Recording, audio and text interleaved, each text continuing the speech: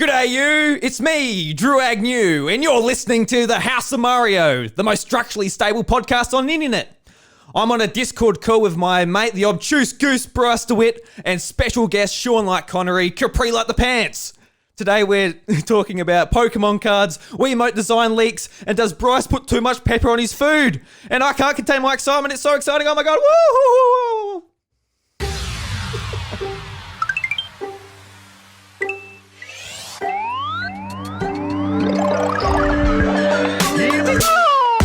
G'day everyone and welcome to the House of Mario, the South Australian Nintendo podcast, backed by 120 Power Star rating.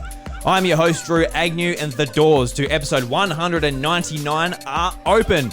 Today on the show we're talking about Pokemon Unite, some early Wiimote design leaks, and Sean's gaming journey revealed in Reggie's Rec Room.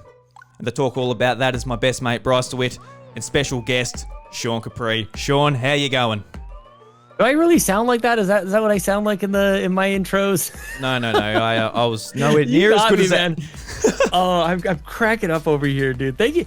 Can I just say, first of all, I've said it on the internet a couple of times, but you guys, I have to just say right at the start, this is one of the best, if not the best, Nintendo podcasts on the internet. I thoroughly enjoy this show. It's something I really, and the funny thing is, I don't know what day you guys come out on. It literally surprises me every time. I'm like, yes, House of Mario's here. I love it. Like, it sounds so good. I was listening to you guys talk about Skyward Sword, the HD, and just your review of it is so thorough and so complete and thoughtful. And I really have been really liking your guys' show. Like, I don't even have the proper vocabulary to really describe it, but you've had great guests on, you've been experimenting with stuff lately, and I'm just a big fan. So I'm kind of geeking out just to be here, dude.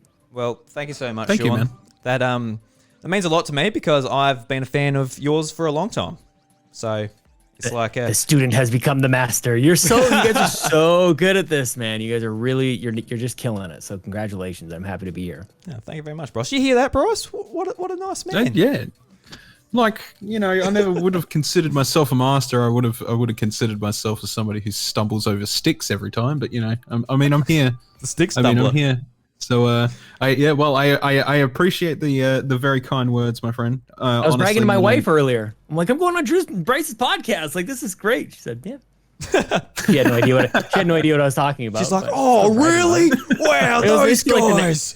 Yeah.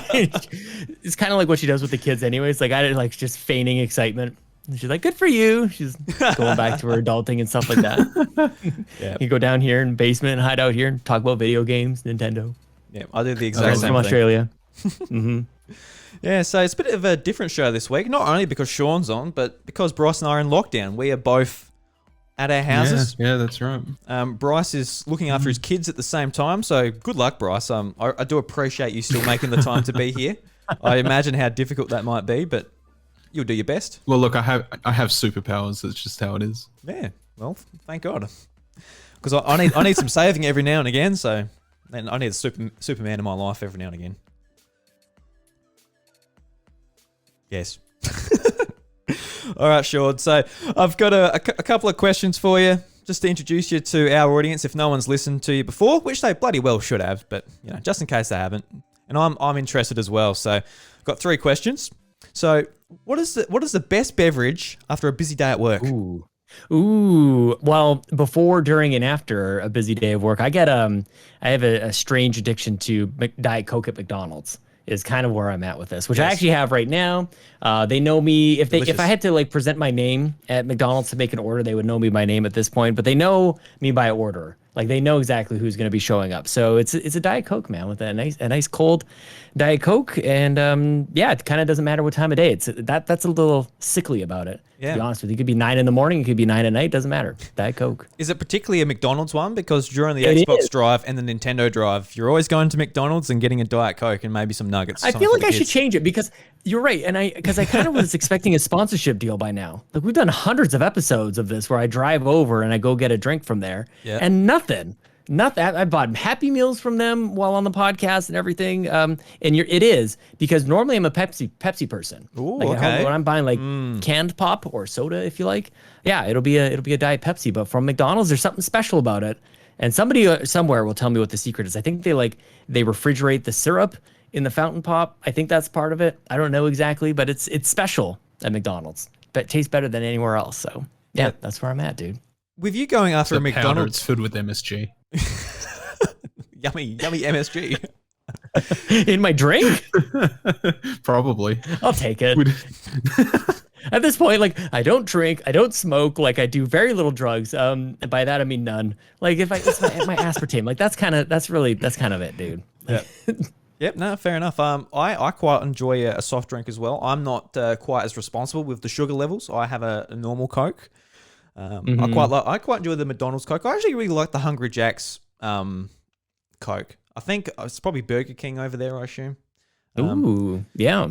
I've got no idea what Burger King tastes like. I've never been there, but because Hungry Jack's. Well, we've discussed this. You're a young pup. You're still in your 20s. You know, all that sugar really doesn't do anything to you. But when you're walking around with a cane like me and your bones are brittle, like you got to be careful about all that sugar. So you got to switch over to at least for me, to the diet. But everybody was kind of getting on my case about this Diet Coke. They're like, well, it's gonna rot your brain. It's actually gonna make you fatter.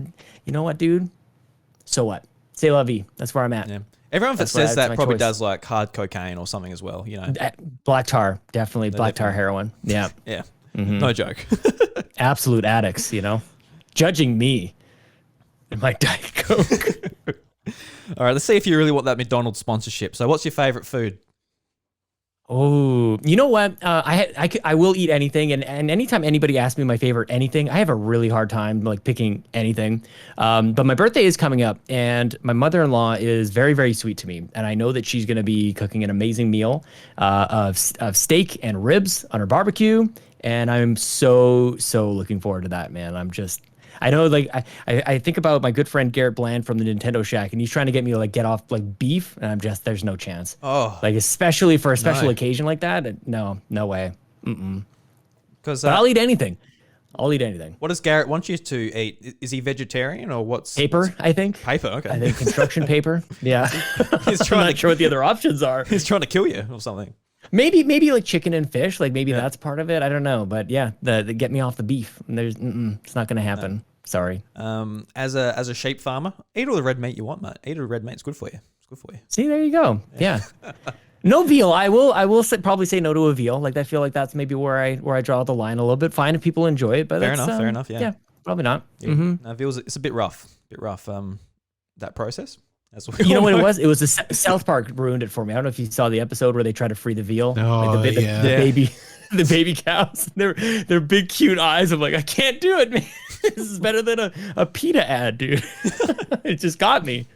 Yeah, and they probably didn't even have that intention either. But no. Well, too cute. If you have like beef at McDonald's, you can at least just assume that it's mainly flour and other stuff anyway. It's totally fake. Yeah, it's absolutely, and it's synthetic beef, I think is what it is. I have been just doing the drinks there lately, though. I've been good. I get my eating back in order, which means no burgers at McDonald's. So just the drinks. It's sort of like a lot of Canadians will go to like Tim Hortons, like a coffee shop. They'll go to just get their, and I might, instead of going there or Starbucks or whatever, I go to McDonald's. Yeah. So what? Makes perfect sense to me, man. People getting too judgy out there, you know? Just let Sean live his life. Have a bloody Diet Coke. I don't think anybody's ever said anything ever to me, and it's just like these are the voices in my head that I'm having arguments with, dude. Maybe deep down inside, like, you know what, I know the truth. And maybe it's me judging me a little bit. Like, grow up, man. It's still McDonald's. You go to the place and Grimace and Ronald McDonald and Friends. Yeah. That's an old reference, dude. I'm so old. I went to McDonald's when there was mascots there and everything. They had characters. Oh, I do remember them, and good old days. Long time ago now. The Hamburglar. He was a cool boy. Yeah. Yeah, they had like molded chairs. They like shaped after like Ronald McDonald's face or different. I don't know. Like they had M's. It was a different place. Now it's very classy. They try to class it up a little bit, and I feel good about it. Yeah, it makes you feel better going there and getting your Cokes. A little bit. Yeah. And this is a big one, but just don't think about it too much. It's the first thing that comes to mind. What's your favorite game of all time? Oh, it changes every time I think about it. I'm gonna say Mass Effect 2 is my favorite game of all time. But it could be different every single time, man. You throw like Mario 3 in front of me, I'm like, this is my favorite game. This is my favorite Mario. You throw Mario World in front of me, like, no, this is the better one. So those are kind of like, and again, I just did it. Like, you can ask me my favorite. I can't give you one answer. It's impossible. I will give you at least three. I'm kind of cutting myself short at three at this point. But yeah, grew up with a lot of PC gaming as well. So between that and all the Nintendo stuff, it's tough. It's tough to pick my favorite. Yeah, there's so much variety in there. It just depends what you're feeling for that day. You can change like that. I know for me, sometimes it's Smash Brothers. Sometimes it's something else. I don't know. Mario Galaxy. Yeah. Ooh, Legend of Zelda. And I could be convinced. I could be very totally. Galaxy's excellent. Yeah. Even 3D World, when that came out earlier this year, I'm like, this is the best Mario game. This is the one that I want. 3D World, Bowser's Fury. It's so great, man. Yeah. Oh, I'm so happy they re-released it because playing it through, especially when it came out earlier this year, it was like the exact thing that I was after. Like just yeah, definitely. Yeah. I had such a wonderful moment with Lincoln, who's my son. He was 3 at the time. He's now 4, and he just the funny thing is he had been playing 3D World on the Wii U. We still have it plugged in, everything, and he's been playing it. And we go to the Best Buy to pick up this copy, and I bring him with me just to kind of see what he would think about getting a new Mario game. And he just, like, his eyes lit up. He was so excited. We had it reserved, so we went to pick up our copy, and the lady hands him this the box or the case for it, and he was just so happy. And it's like the funny thing, like he already has the game, but he was just so happy to get a Mario game and go home and play it. And it was just that's something I hope my memory is usually pretty terrible, but I hope that I'll remember that for a really, really long time because he was just so happy to get the game and bring it home. So yeah, that's the magic of Nintendo that I'm rediscovering all over again, man. Like Pokemon is in our house, like we're after it. We're walking around the neighborhood playing Pokemon Go. We were playing Unite earlier today, and yeah, it's for some of the, especially with something like Pokemon, which I missed. Like I was just a couple of years older than my younger brother and sister who started to get into Pokemon. I feel like I missed it. And then getting into podcasting and everything, everybody's into it. And it feels like it's made a real surge over the last couple of years.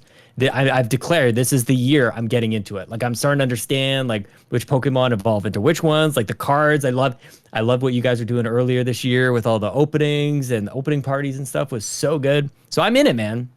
And it's all thanks to really my kids. I feel like I'm in it alongside them, which they love. Like kids will love when your parents are into the same things they are. So it's genuine. Like I really want to get into it. So it's not even just me kind of placating to what they're excited about. And it's kind of the perfect situation. Yeah, that's awesome because as like a lifelong Pokemon fan myself, it's just really cool to see someone else getting into it, giving it a go. And I like on your podcast and stuff, you're like discussing like what should I give a go? Should I try Pokemon Unite if it came out like last week? Should I get into the mainline games, Pokemon Go, the cards? Like there's like so much stuff to look at and be like, all right, what should I invest in or invest my time in? And I was just I was wondering like, what are you mainly interested in? Because I want to try and help you. Just like what should my path be into the Pokemon series? So let me know what you're sort of thinking. Well, I think I will just be like I kind of just gonna dive in later on this year. Is it Diamond and Pearl coming out this year? Yep. I feel like I should know this already. I feel like I've talked about it already. So I think I'm just gonna dive in and buy one of those games. And because one of the things that's happening, I'm sure we'll talk about Skyward Sword in a little bit, but my kids are asking me to play Skyward Sword. Like they're literally asking, like, can Daddy play a Zelda game? Yep. So I feel like that's going to be a thing with Pokemon as well. So that's probably one of the ways, but also like Pokemon Go has really been kind of what I feel like is kind of designed to do, which is a bit of a gateway drug into the world of Pokemon. So I'm starting to understand it. Like it's such an easy way to like learn the names of them. Like that's just number one. I'm actively trying to memorize the names of all these damn Pokemon, which what a terrible time to do that. When there's how many Yes. are there? Like there's probably Over 1,400. Yeah, so it's just an absolutely astronomical number of Pokemon. But I'm like, it's kind of testing my memory in a little way that I actually haven't had to flex that muscle in a long time. Like actually memorize things. That's something that in and of itself makes me feel like a kid again.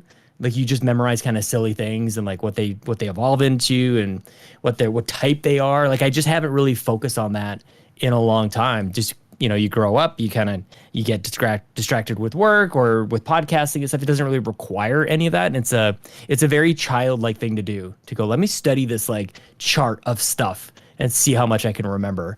And we actively kind of just we'll watch Pokemon on TV, on Netflix and stuff, and we'll start to shout out like, oh, I know that one. So It's very cool, man. It's funny to see, like, for me and for even my daughter, she's 2, and she'll start shouting out ones, and she'll correct me on when I get a Pokemon wrong, and I'll correct her when she gets one wrong. It's a good time, man. It's really good. So Pokemon Go, I think, is where I'm at right now. Unite, I feel like, is maybe also a bit of a gateway drug into Pokemon, as well as maybe even MOBAs as well, because I've mostly ignored that for a long time. So this is it. This seems like the year, and normally I'm very overwhelmed by something like this because it's a gigantic universe of stuff, and also normally I'm usually quite intimidated by rabid fandoms. That can be a little bit intimidating to me. It intimidated me with Animal Crossing last year. Yep. Just a lot of like, okay, I get it. You guys like this. Like it can be off-putting to me a little bit. But I don't know. It seems like just the timing is right for me to jump on into this Pokemon thing. But we'll see how it goes. Yeah, I think the timing's is really good because of Pokemon Go, like you said, that's continuing to evolve. They're introducing Pokemon a little bit slower to that game, so you'll be able to learn them a little bit more easily. But as far as like memorizing the Pokemon names, Snap, I forgot about Pokemon Snap, dude. I picked that up as well. That's been super fun to just and especially with the memorization thing. That's super helpful, and I'm seeing the same things over and over and over again. So that's definitely helping as well. So I'm giving the Pokemon Company all my money this year. I already have, and I will continue to just like they need it. Exactly. I'm sure they're happy to have me though. Yeah, I'm sure they are. But as far as like memorizing, happy to have everyone. I can't remember all 900 these days. Like it's not happening. Yeah. Like every single name. I still chuckle every once in a while.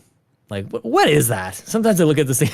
Like, really? Okay. Yeah. But I think as far as like the mainline series goes, I think Diamond and Pearl for someone like you would be a really great way to get into it. It's going back to real basics to sort of understand it, and that similar to, what it used to be. For fans like myself and Bryce, it's kind of like, oh, they're only remaking it. It's pretty much exactly the same, just with a graphics overhaul. And that's fine, but it's not like what they used to do where they bring up the older games, like the new mechanics, and that sort of brought it into like the new generation of Pokemon. But this is different. Right. We're going to enjoy it for what it's worth. But what we're really looking forward to is Legends Arceus that comes out early next year. And just from what you've seen of that being like a different take on Pokemon, does that interest you?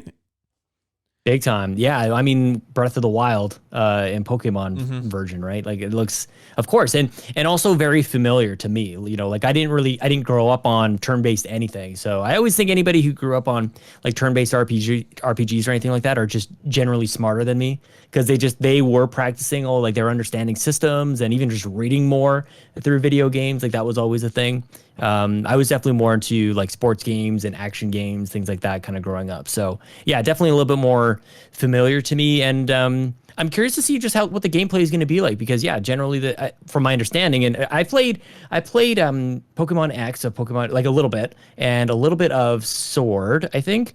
So I understand like kind of the general like take on Pokemon, and I'm really looking forward to this one because I'm really going to get into it. But it seems pretty simple to me, like the actual gameplay of it. So I'm kind of looking forward to see what this next one is like. Like maybe it's going to be a little bit more involved, or maybe not. And that's just kind of what maybe a Monster Hunter Stories is for me instead, where a couple more systems kind of keep me more engaged from that front. But I'm just kind of at this point, I feel like what I'm locking in on is just what I like about like the design of some of the Pokemon, which ones are my favorite and things like that. I think is probably some of the core of what's going to hook me into this thing at this point.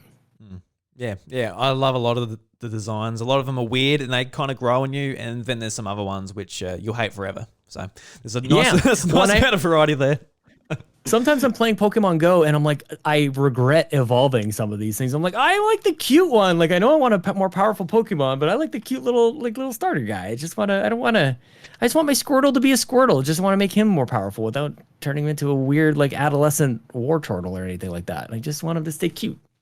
He's all right when he goes to Blastoise, though. He looks nice and mature. Yeah. He'll look like he'll look after you, Yeah. That's the next step. All right, so we'll talk about Pokemon a little bit later in the show, but to sort of get rolling into the show a bit more, I want to highlight an Apple Podcast review we got, Bryce, and we got the other day, Bryce. I've already read this to Bryce, but I want to share it with the audience. And Sean, because it's actually really funny. So this is from Arcade Phil, who lives in Australia, and the title is "What a Cool Podcast." And it reads, "Reminds me of the time I talked to my friend Terry about how arcades would become something bigger one day. Very cool." That's it. Do you want to know a secret about this review? Who was it? It was me. It was you fucking dickhead. What? You wanker. You fucking bastard. My grandmother was gifted an old iPhone by my sister. Oh, you bastard. And you didn't tell me. She broke her phone. No, I wanted to hold it for this moment. Oh my God. She was gifted an old iPhone by my sister because she broke her phone. And I'm just like, I saw the podcast app. I'm like, oh, I know what to do. And I'm like, I was just going to subscribe. And then I'm like, no, I'm going to be worse than that. So I left a review to bait you out. Well done, you bloody bastard. Got him. We were playing Pokemon Unite the other day. We were talking on voice chat. I'm like, oh. And I was just on my second monitor here. And I just like refresh it, see if I got anything while I was getting the show notes together. I'm like, oh. Got a review, Bryce. And it was really funny. And no wonder I found it funny because we got the same goddamn sense of humor, you bloody wanker. That was great. Well done, Bryce. Thank you very much. Well, thank you very much to Bryce for that Apple Podcast review. If anyone else out there would like to leave us a review, feel more than free. It helps out the show and all that type of thing. Bloody hell. I don't know what to say Lovely after Arcade that. Phil. Arcade Phil. It's a fucking good one, Bryce. I'll give you that. At least you know I liked it. I'm not just saying it because you're my mate. Yeah, no, I knew you would. I knew you would. Okay, reminds me of the time. You like any review, let alone one that's in our humour, so. Yeah. All right. All right. Yep, shit. Wow. So we started... He feels bamboozled. I do. I really do. Lost myself after that. So, Sean, earlier in the year, we started a brand new segment called Guru Geek Out, and this was very 100% inspired from what you and Bobby did on If We Ran Nintendo and A Cup of Joe and Nintendo going forward, the pay tribute to Bobby. And I just want to I thanked you in other means before, but I want to thank you so much for allowing us this opportunity to do this on the podcast when I reached out to you before. Really appreciate it. It wasn't even a question. Well, thank you, man. It was such a thoughtful thing for you to do, so I wanted to thank you about it, and such a classy way to do it as well. You guys really handle it really nicely. I know that you're never really like trying to just jack an idea off of somebody else. It's just a really kind of thoughtful thing, and you want to work it into your show. So yeah, I just appreciate you even thinking of doing that to let his memory kind of live on. So I've been thinking a lot about him lately, to be honest with you, as things in North America are maybe in some ways kind of returning back to normal, and he's not going to be here for it. So it's like after the snap kind of happens, and not everybody comes back, unfortunately. So it's been on my mind, and I'm just really glad that you guys continue to do it, and it's just perfect, dude.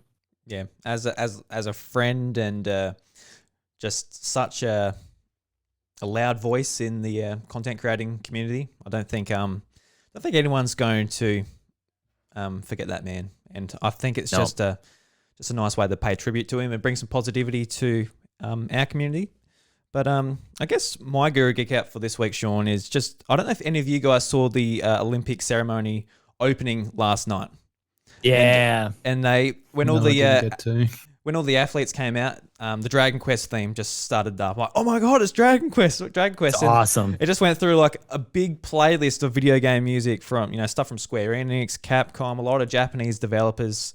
It was just awesome. And people like on Twitter, I was just like following people along, saying, oh, look, this is something from, say, Monster Hunter. Oh, this is from Final Fantasy. And it was just a really cool moment because I was sort of watching it saying, I wonder if Mario will pop up again, or, something, Japanese, Nintendo, or Square Enix or whatever related. And it came out in like a really classy way of doing it. It didn't have like, oh, look, it's Cloud from Final Fantasy and he's going to light the torch. but like a lot of people that didn't know it wouldn't have guessed it.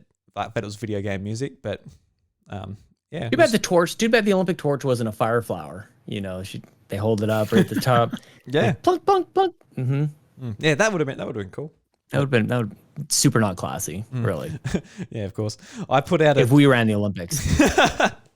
I put out a tweet basically saying like everyone at the time was like watching it, guessing what might be there, and it kind of seemed like people were wanting like a video game announcement or something there, because as gamers, Can you imagine? as gamers, every big event you have, it's always got to be an announcement. You know, whether it's the Game Awards or E3, we don't really have like a big sort of thing to get around that is just celebrating them without trying to get us to buy something. The final Smash character will be at the closing ceremonies. Yeah, exactly. Exactly. So yeah. Do you have anything off the top of your head, Sean? You would like to do a guru? Is it lame to say like this is my geek out, like just being here? Like I really was geeking out about it, just being on this show. And I don't know if this is maybe getting to like what we're playing, but I'm also geeking out about the fact that Donnie Reese from PSVG and the Nintendo Shack is bringing back to life the real Mario Golf, which is on 3DS, Mario Golf World Tour. And geeking out about that little tournament functionality that we're all playing, and people should join in. I think it's open to everybody. If Donnie didn't want it open to anybody, then shouldn't have tweeted it out in public. Absolutely. So yeah, there's a code people can look for on Twitter and whatnot. But that's kind of what I'm just kind of excited about, man. That I'm geeking out. I guess I'll broaden it a little bit. But my 3DS is just one of my favorite devices, man. This is what this represents, like such a just a rejuvenation of my love for Nintendo. Between this and the Wii, it was like, okay, I'm back in. And my wife got me the 3DS back in Christmas, whatever year that was. I played a bunch of Mario Kart and just kind of escaped from my family.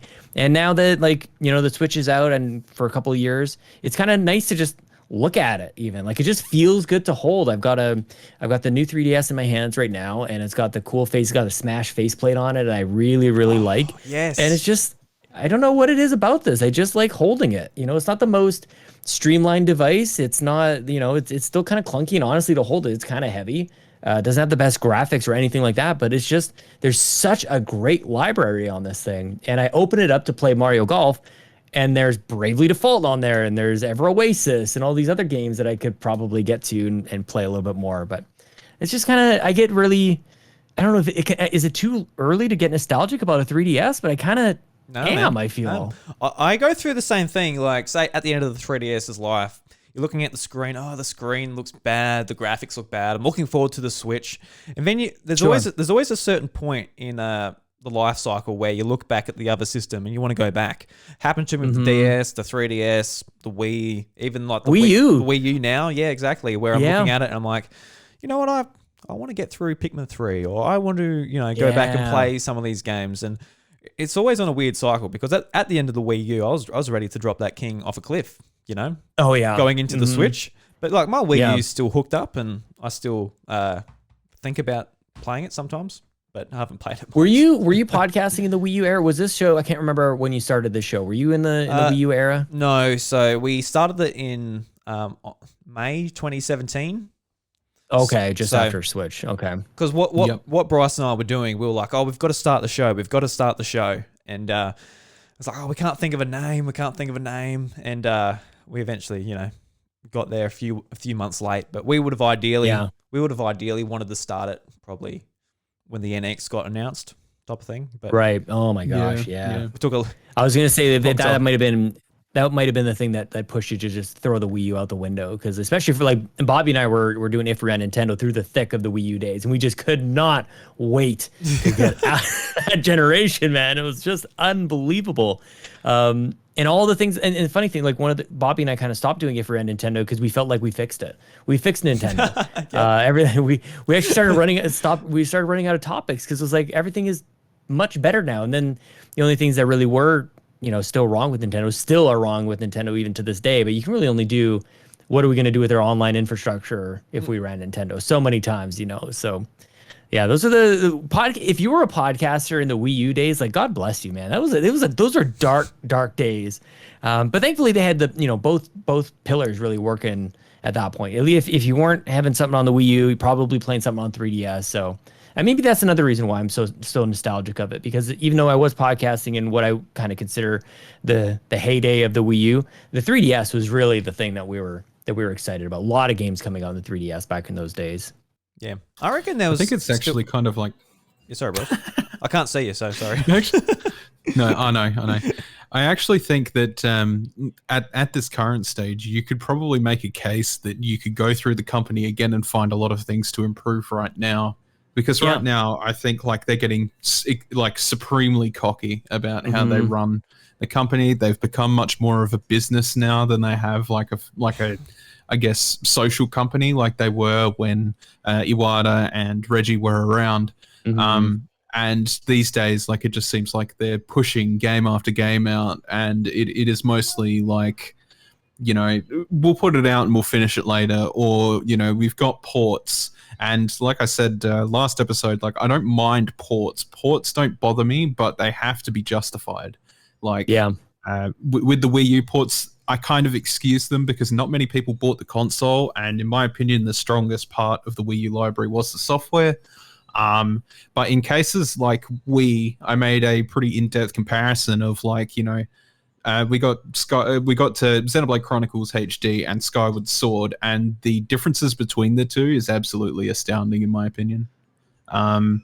And I think that's becoming a real major problem for them with releasing this stuff. The Mario Galaxy port on the All Stars collection, you know, that was kind of like, yeah, whatever. You were getting 3 games for the price of, you know, a full priced one for what it was worth. So that's where you kind of draw the line with that one. You're like, you did put extra on top of it. So 3 games for the cost price of one. Wait a minute. No, don't put any positives on that package. That is an absolute. And this is the thing. This is what like the final thought on the whole. Like we stopped it for Nintendo at a particular time, and it seemed like as soon as we stopped it, you fast forward a couple of months, and it was like Animal Crossing comes out with, you know, all the problems that have gone on and on about that game, and to bring up the All-Stars. Like, man, I've been on rants. I've had a very conflicted relationship with Nintendo. I should say that. Like, I've had a conflicted relationship with Nintendo over the last little while. And eventually I just I get a little tired. Honestly, it feels like a little exhausting to just go, man, I'm just bitching and complaining a lot. But that's the Nintendo. I mean, like, that's how you know you're a real Nintendo fan, I guess. Don't get me completely wrong. Like, I understand like the quality thing. Obviously they could have done a lot more to it, and it was like relatively lazy. But when I think in comparison to Skyward Sword, for me, being the person who just absolutely smashed through it in the last week, it doesn't, like, you know, Skyward Sword's a game you're never going to change at a base level. Like, you know, you can't go back and fix what they've already done to make it a pretty mediocre Zelda game. But I think like the list of improvements that they actually made to Skyward Sword, it was basically just like, here we're removing some text boxes, and here it's upscaled to HD. But like, you know, apart from that, it's kind of bare bones and kind of just what you expect at the bare minimum. Like, the button controls probably should have just been there day one if they could have figured it out, and it wouldn't have been that much big of a deal. So the reason why they weren't in the Wii was basically just, we want you to use these controls, which, you know, that's fun, whatever. And that was the draw to the game in what was it, 2011. That was the draw to the game back then. But now it's like, what is the draw to it realistically when the Joy-Con controls, they hardly work at a decent level. Like, if you try to use motion controls in Skyward Sword HD, which, again, motion controls were the entire draw of the game, they don't work half as well as they did on the Wii. It's kind of irritating in that sense. And it does kind of, like, the game is fine on a level of, like, you know, if you're going to play it in 2021, you've never played it before, you want to play through Skyward Sword to get what you can out of the game, whether it be the lore or whatever. The HD version is fine, but like, when you're going through it, you're almost better off just using the button controls, which, oh yeah, I mean, considering what I was sitting with Drew just before the podcast, and I was like beating an enemy or something, and I was just flicking the control stick like mad, and it was like unrealistic to what you could possibly do with motion controls. It looks so funny. So it looks ridiculous. But that allowed me to smash through the game so much faster, which kind of improved my experience, because the game overall, you know, back in the day, it would have taken at least 45 hours to finish, I think it was, for a first time experience. So I finished it in 25 this time. So it cut down the time significantly, but it took a lot of the magic out of the game at the same time, right? And releasing that at, an extra cost price to what it was harsh. Like, they made the improvements people wanted in, like, Galaxy, for example, but those improvements are actually so minuscule that when you compare the actual packages together, between All Stars Collection and Skyward Sword HD, you get more value out of All Stars Collection than you do Skyward Sword HD by a lot, because there is 3 games. But then, when you chuck Xenoblade HD into the mix, I mean, that added it upgraded the engine entirely with the visuals. It added an extra story for the end of the game to help tie things better back to Xenoblade 2. Like, they actually made worthwhile changes. Whereas neither of those titles, neither All Stars nor Skyward Sword, had anything meaningful in them that would possibly help the experience get better. Really. Well, and All Stars for me stung triple as bad as normal, because it was 3 games that got just the bare minimum, let alone and I don't know how you really want to look at it. Like, I feel like the what they did with All Stars was so bare bones that I just didn't play it at all. And for whatever reason, what has happened with Skyward Sword is resulting in me playing it.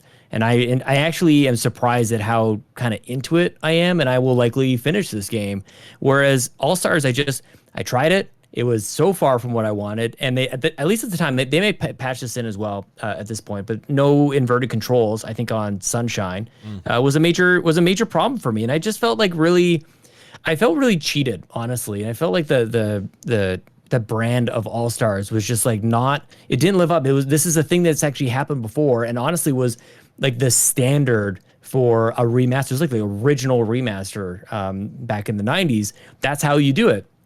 And then this was didn't even have the second Galaxy, and I felt like they really could have done something with the camera controls in Mario 64, and probably could have made that widescreen. All these different things. I felt so cheated I didn't even play it. So when I think about a value proposition for it, it's maybe there's 3 games there, but that's 3 games that I'm actually not going to play instead of just the one. But everything you say about Xenoblade is absolutely true. That was one of my favorite experiences last year, which is actually my first time playing any Xenoblade game. It's one of those that I'd kind of just seen before, didn't really understand, or maybe I hadn't had what I think are some prerequisite games, whether they're in that franchise or just a bunch of JRPGs in general. I kind of had a couple more experiences in that area of gaming since the original one came out. And it was that trailer that they had at the Nintendo Direct of just that reiterated what the story is, and it just captured my brain at that point. I loved that one. But yeah, I'm not as scorned about Skyward Sword, and maybe it's because my expectations were very low. I was going into it talking quite a lot about how Skyward Sword isn't very good, and it was super repetitive, and all the problems that I've got with the game. And maybe again, it's my experience is a little tainted because I'm playing with my kids, and that's a really fun experience for me as well. I'm feeling very smart because I'm remembering some of the puzzles a little bit, but I'm also not, I'm at a different point in the game as I think both of you guys, especially Bryce, you've beaten the game and you smashed right through it.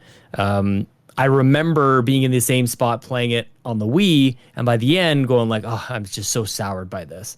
I hate dowsing. I hate all of that stuff. Just searching around for stuff. This is not how I want to play a Zelda game. I want to explore the puzzles. And every time I finish a dungeon, actually, this is kind of where I'm at with the game right now, is every time I finish a dungeon, I will not come back to the game for at least a couple days.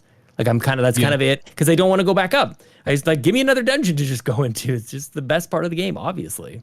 Yeah, exactly. And I think that's where it sort of comes down to as well, is that at the base level, Skyward Sword, its experience in general is just not great. So by not having that not great experience in general, and then coming into the game with these extra additional features, sorry, I'm gonna go. Oh. I'll pick it up from there. I think what I think is hard to talk about this, because we're really looking at bullet point lists of these are the things that they added to, and I don't think that really tells the whole story, even if it is a comprehensive list. I feel like you kind of almost have to play one and then play the other to kind of go. The Wii experience is not nearly as good as maybe people remember it in their mind of being like, if you were to play it side by side, I think it would be pretty rough. I think the 60 frames per second is a bigger enhancement than people even want to maybe realize. I'm not sure exactly why, but they maybe downplay that a little bit. It's a huge improvement. So that's kind of where I'm at with it, Drew. Yeah. Personally, like I've put about 10 hours into it now. I think I've just finished the third dungeon. So yeah, same here. Yeah, so I'm actually pretty high on the re-release, mainly because if you want to play Skyward Sword, like I think for me, I always look at my time investment and my money investment. So I would much rather play with say Metroid. I would much rather play Samus Returns instead of going back to the Game Boy version and playing Metroid 2 on the Game Boy, just because like the $60 investment, like Australian dollars, for that game is going to be a much better experience than say the $5 investment of the Game Boy version. So I'm pretty much I'm kind of the same with this. Like you can go on Wii U, you can get a secondhand copy on Wii, and you can get a $40 copy of the game, or you can spend $80 and play it much better. Like you can play it in handheld mode, you can play it with the Joy-Cons, and personally, I think the motion controls are fine with the Joy-Cons. I don't know what Bryce has gone about. He might have had a broken thing, but yeah, I quite enjoy them. You do have to resync a bit because the sensor bar isn't centering you anymore, so you're always sort of recentering. And I was playing just with the buttons the other day, and I feel like the buttons were like a really great way of controlling it too. It took me a little bit of time to get used to holding in L to do the camera as well. That was like really weird. There's like no other games that sort of you control that way, but yeah, I guess there are some concessions for making that into a button controlled game. But like personally, I'm pretty happy with the Skyward Sword remastered. Like I think the game itself, it always had problems, and a remaster will never fix them unless they're going to like remix it and just take the guts out and just reconfigure it. So it was never going to fix that. But I think a lot of the things it fixes makes it a much better experience. And just like what you said with the 60 frames per second, it looks way better. And with the motion controls as well, that helps with the motion controls being able to react a lot quicker. And yeah, I don't know, I'm pretty happy with it. But, you know, I think also with Bryce, when he said that he spent like 10 hours on it in one day and he finished it in like a bit over the weekend, I'm like, our main sort of gripe with this game was that it was so repetitive. So how do you think it's going to affect your opinion if you're going to play it in just the weekend as well? I think that doesn't really matter. Well, it'll drive me nuts. No, listen, because here's the thing is when you got to the end of it the first time, you put it down for like a week because you were sick of it. Yeah, because I played it so much in the one weekend. Yes, but at the same time, is like when you put it down, you don't want to go back to that repetitive crap. Like, that's just how it is. Like, I do that with it. And Zelda's my favorite series. You would think I'd be able to deal with it if it's Zelda, but like other games that do that shit, I don't do that. And Skyward Sword is the same. A lot of the arguments center around Skyward Sword these days is like, people are just not remembering that Zelda is actually quite repetitive at its core. And I'm like, yeah, there is repetition for sure. Like, you know, you go to a forest area, you go to a fire area twice in like Ocarina of Time, you go to a water area twice in Ocarina of Time for sure. Yeah.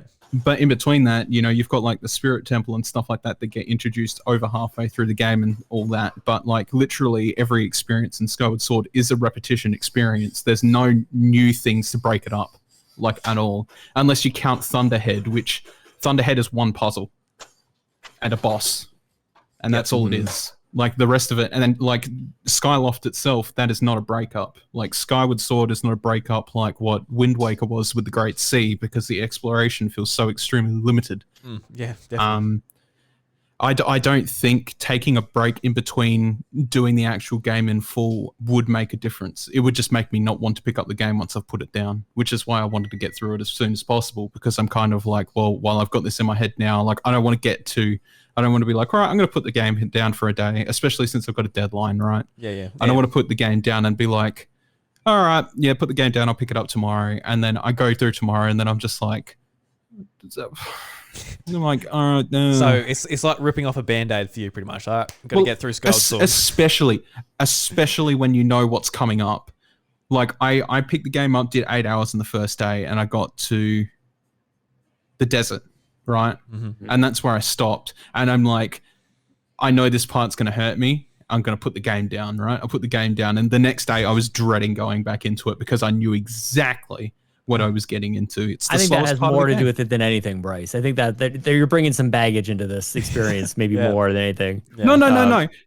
I want you to compare the first temple and the second temple, and then compare it with the third temple.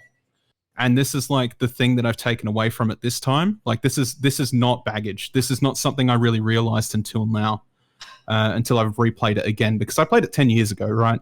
Mm-hmm.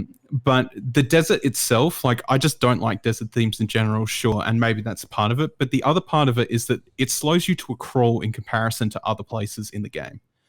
Yeah. There's electric enemies everywhere, which make you demand that you wait for them. There's quicksand, which if you don't respect the stamina mechanic, you will sink into the quicksand and go back to where you were after a cutscene that takes you time. There's slow-moving minecarts that you have to stand behind so BMOs can't attack you. There's, time stones, which you'll have to go back to an area to pick up a time stone, or you'll have to do a centric thing to get a time stone, bring it back around. And then it's like, oh, well, I have to turn that off now. So you have to take the time stone, put it somewhere else, shoot an arrow through a hole, take the time stone back to that place where there's a hole, just so you can move forward, right? There's a lot of mechanics in the desert that slow you down. I actually really like the time stone stuff. Even replaying it, I like this. Yeah. Listen, it's fine, and it's a cool and unique concept, but combined with everything else that slows you down in the desert areas, like you're always slowly following something, like reviving the Thunder Dragon. You're like, I'm slowly following a minecart, or, I'm in the what do you call it, Lanero mining facility, and you're like, all right, I got to throw a bomb into this thing which will make me a platform, and then I have to make sure I have full stamina to sprint over to that platform, otherwise I sink and I die. And if you don't, you just waste time. You waste 6 to 7 seconds of time just because you had maybe the pinch off of your stamina bar to make that sprint, right? And that's sort of something that has come to mind to me now, because when I was first experiencing it, it didn't bother me too much, at all. I was kind of just like, all right, well, I don't like desert areas, but whatever. But this time around, I'm starting to realize just how it really wants you to slow down at that part. It wants you to slow down a lot, and it's because they could only do so much with the game. They got 2 sets of dungeons. I think it's actually probably one of the lowest dungeon counts in the series, right? I think it is. When you complete the tablet little thing at the start, you're a couple hours in, you're like, there's those 3 tablets, you're done. Oh no, that can't be good. we're gonna be retreading some of this stuff pretty soon. Yeah, that's right. Yeah, and then that is the thing, is that you do the first 3 are dungeons. The second time you visit are dungeons again, and then you visit a third time, which is not something that usually happens in Zelda. And that third time, it has 2 of the places have a really monotonous mini game that many people don't like, and that's usually Elden Volcano, where you are collecting all your weapons again and stuff like that, and you have to be stealthy, and people didn't really care for it. Mm. And then there was the entirety of Elden Woods underwater to collect those stupid notes, which I know Drew hates with an absolute passion. He was like you were saying to me last week, he was screaming at the screen because he hated that so much, because motion controls with that section are absolutely shocking, and you've got limitations to yourself. And then the third one is the Thunder Dragon, which, again, it has that slow monotony, but it's kind of cool to see the world change in motion in its own sense. But it is kind of slow for what it is. I wish I could speed it up somehow. Fast forward button. Well, even if you could just help push the cart along, if that makes sense, through the areas where there's stretches of nothing. I think the problem, like what we've been saying since we started this, fundamentally, it is the core of the game, and that was never going to change. That doesn't really necessarily mean that a HD release is going to fix anything, and I'm probably still going to feel the same about the game, regardless, right? And I knew that coming into it, but I just feel like it's another when you I'm trying to compare it more to Xenoblade than I am All Stars Collection, because I'm very aware that has problems, like no question. But I care about Zelda. Zelda is a series like I would hold above any other without question. It's always been tied to me very emotionally. And it sucks because I love Skyward Sword's story. It's one of the best in the series by far. It's got the best Zelda-Link relationship in the series, which makes a huge difference to the tone. Demise as a character is such a cool concept that like it was this demon king all along that now feeds through Ganondorf as like, whatever. Spoilers, by the way. Spoilers, no kidding. Yeah, I've forgotten. It was 10 years ago. But it is sort of like that journey that is good through the story. Like even Groose is stupid character and concept, but he's played out so well. I love Groose. Right. I love Groose. Oh, Yeah. I can't stand him. Oh my god. No, Nintendo's but that's going the on thing, and he on with gets their better. tweets about it. Oh no, he doesn't. No, Groose is no. loose. Irredeemable. He does. No. He sucks at the start, but he gets better. But I always wonder that's the who's thing. that for, but I guess that there you are. I'm idiots. finding a lot lately that a lot of people do like Groose, and I might be the only one out on this one. Yeah. The thing about I can't stand him. I hated him in the beginning as I well. like his don't name. worry. That's what I like about him the most. His name, Groose. What a freaking dumb Groose. name. Reminds me of Bruce, Can't stand him. which I call Bryce. It always spell checks to Bruce when I write in Bryce all the time. I've always got to go back, and sometimes I just give up. So, all right, your name's Bryce. Too bad. So yeah, Zelda. It's good. It's all right. Isn't it, Bryce? You love it. No, he's gone. He's gone again. He's gone. Well, it's got me conflicted, Drew, because there's that and Monster Hunter stories.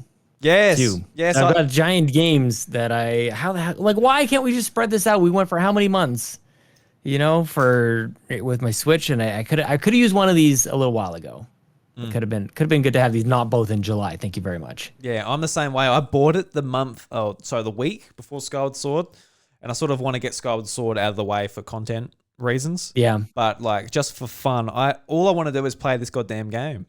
And it's as a Pokemon fan, it's just been really nice to have like a different take on the monster sort of collecting formula, as well as like the battle system's really fun. It looks really weird when you're looking into it, but the tutorial teaches you really well how to adapt to it and learn it.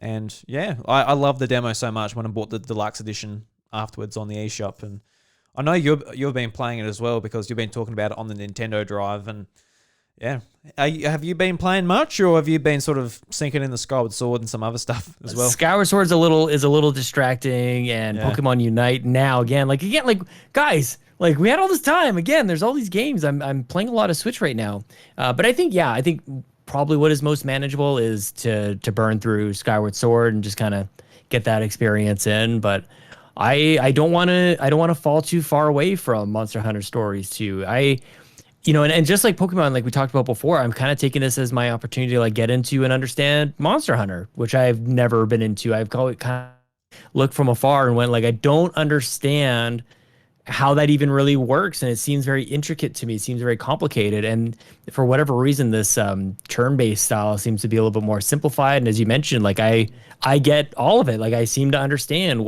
why I would lose, which I really haven't been doing a whole heck of a lot of, and the kind of just the anime nature of it all is very charming to me. And I play whenever I can. I play a game with Japanese voice and English subtitles, which for whatever reason just it seems to work for me. It has a strange charm to me that I'm really here for. So yeah, but I don't know how to do that. I'm not very good at this, Drew. Like playing two kind of big games at the same time. This is not a strength of mine. And I failed at it many times before. So we'll see. But I do think probably mainline Skyward Sword over the next couple of weeks and maybe get back to Monster Hunter Stories. And it was the demo that really sold me on it. I love the fact that whenever there's a demo where your save carries over, and that process was very, very simple to me. I actually played it. I've been playing mostly in on the TV, and went back to the office this week for the first time and played it in handheld mode. I will say it's pretty rough in handheld mode. I'm playing on my Switch Lite, and definitely some areas are better than others. But I'm just so happy with it. I didn't know what to expect. I had never played a game like this before, and it just I love that discovery in video games. You're like, this is new to me, and I don't know, you don't get that very often now. It seems like, especially when you've been playing games as long as we have, it's like you feel like you've kind of played everything, but of course that's not true, and especially in this case for me. So I'm having a good time with it, man. Yeah, all the characters are really like nice and memorable so far. Mm-hmm. I'm playing with the English voices with just subtitles on as well, just so I read along. For some reason, when it's automatically on, I just end up just reading it down the bottom instead of actually like paying attention to the expressions and stuff. But yeah, totally. I will say, just with the performance does leave a lot to be desired in the frame rate department. Because I actually found it a lot better in handheld mode, to be honest. Because I'm playing in handheld mode, I can see that the frame rate is pretty low. It's probably like 25 or 20 FPS. Yeah. And the problem with it as well is it's not locked. So if you're inside, it might be 60 frames a second. Like it looks looks really good. But then you go outside and it drops a lot. And it actually came to the point where I'm playing it on the TV and I'm playing for about 15 minutes and my eyes are strained just from the frame rate. Oh, really? Because I seem to struggle with pretty low frame rate. It hurts my eyes. So I end up just putting it back in handheld mode, and it's not as much of a draw for my eyes as much. But yeah, just not as big to look at. It's the villages really, like that really kind of get a little bogged down. I think you go from your bedroom, and then you go outside and see all the people and all the quest boards and everything. It's kind of a dense area. I think is kind of where I noticed it the most. Yeah, because it is a really pretty game, so you can see where the resources went. And when they announced the Steam Deck, I'm like, I wonder if I should get it on PC, because that's what get rid of that problem.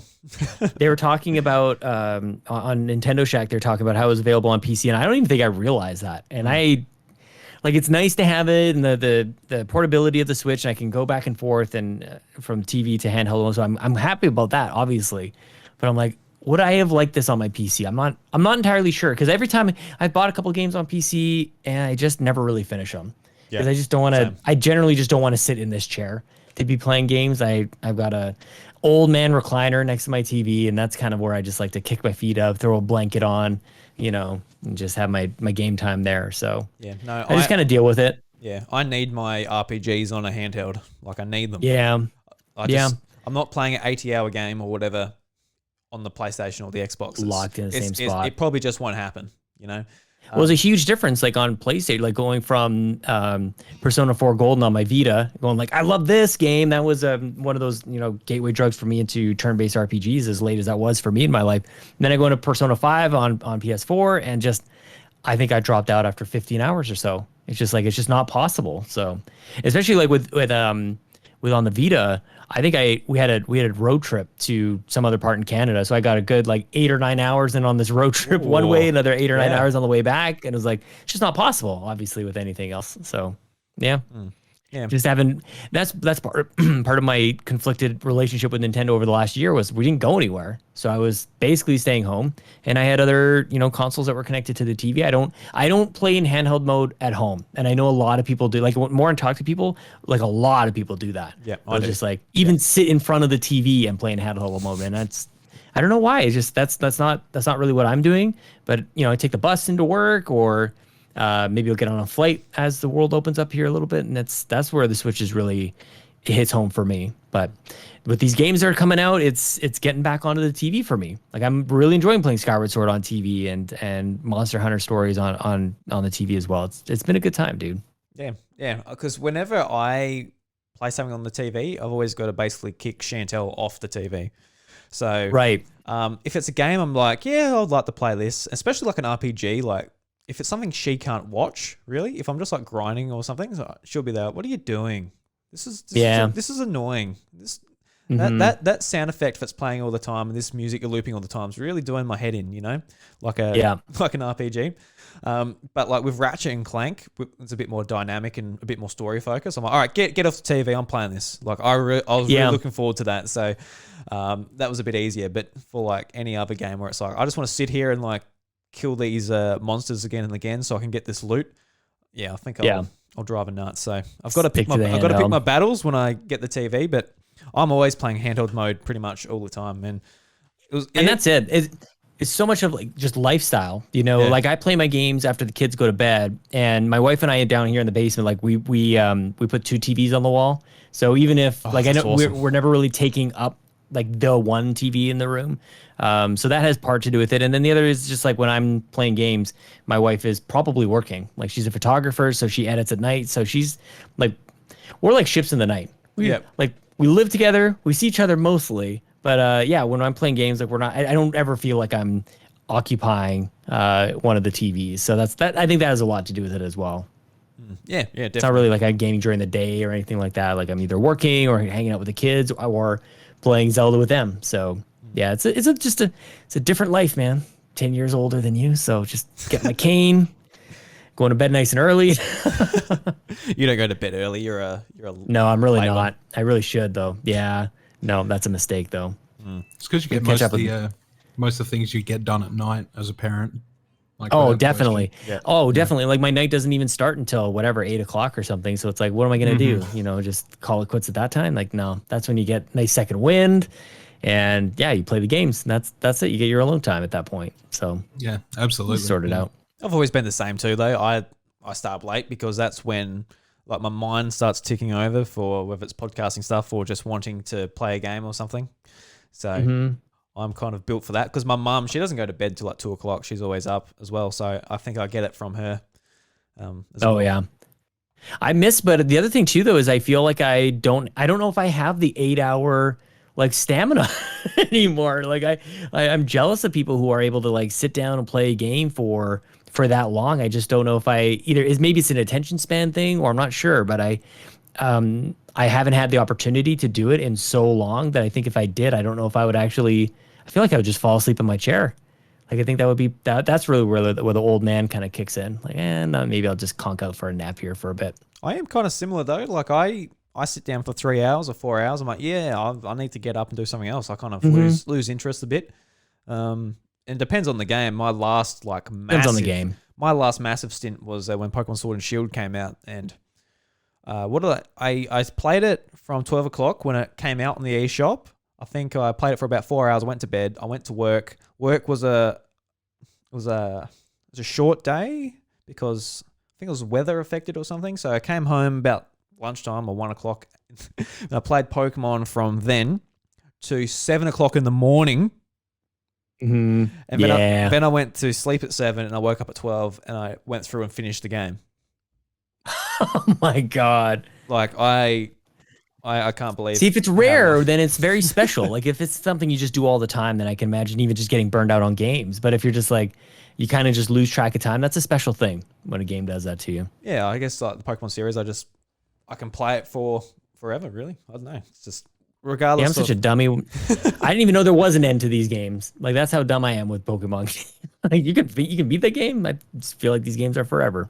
Yeah, you get there The eventually. thing you'll not. love about Pokemon in general is that Pokemon can be a varied experience from anywhere from casual to professional. Like it's at its base level. Like when we were kids starting in the day, like I had no idea about EVs and IVs and stuff like that, which was, how to make Pokemon unique. So Drew would kick my ass every time. But as you sort of discover that and you get into it and the mechanics that are sort of into it, there is times like when a new Pokemon game comes out, you get stupid invested, especially, and it doesn't matter what grade you enter in. Like you could be going in there and you're like, I don't give a shit about the story. I just want to raise competitive Pokemon or whatever, or, whatever. And you get to the end of the game and you do that. Or as a casual player, like I can't wait to raise some cute little creatures, and you kind of just do that. And like, you get real stuck into it. Like you really want to put in the hard yards to do it. And I think that's what is so great about the series. And, I'm hoping that when you eventually find your place in that, you'll sort of get comfortable and you'll be like, yeah, this is what I like about it. Like you might be somebody who's like, I like breeding competitive grade Pokemon, or you might be like, I just like collecting them, or you might just be the person that's just like, I just like going for the journey and then putting it down when it's done. But I think it grabs everyone eventually. Sean will be the world champion by this time next year. I can guarantee it. Hey, he could be. Yeah. Here's the thing: is he could discover things. That's the thing with Pokemon. Like anybody can discover things that nobody else has thought of. Think That of is the not what Pachirisu. I'm going to be doing. No. Just think of like the Pachirisu. There was this Pachirisu. I don't know how much you know about this stuff, Sean, but there was this Pachirisu, which is like a Pikachu clone of the 4th generation, right? It's a little squirrel.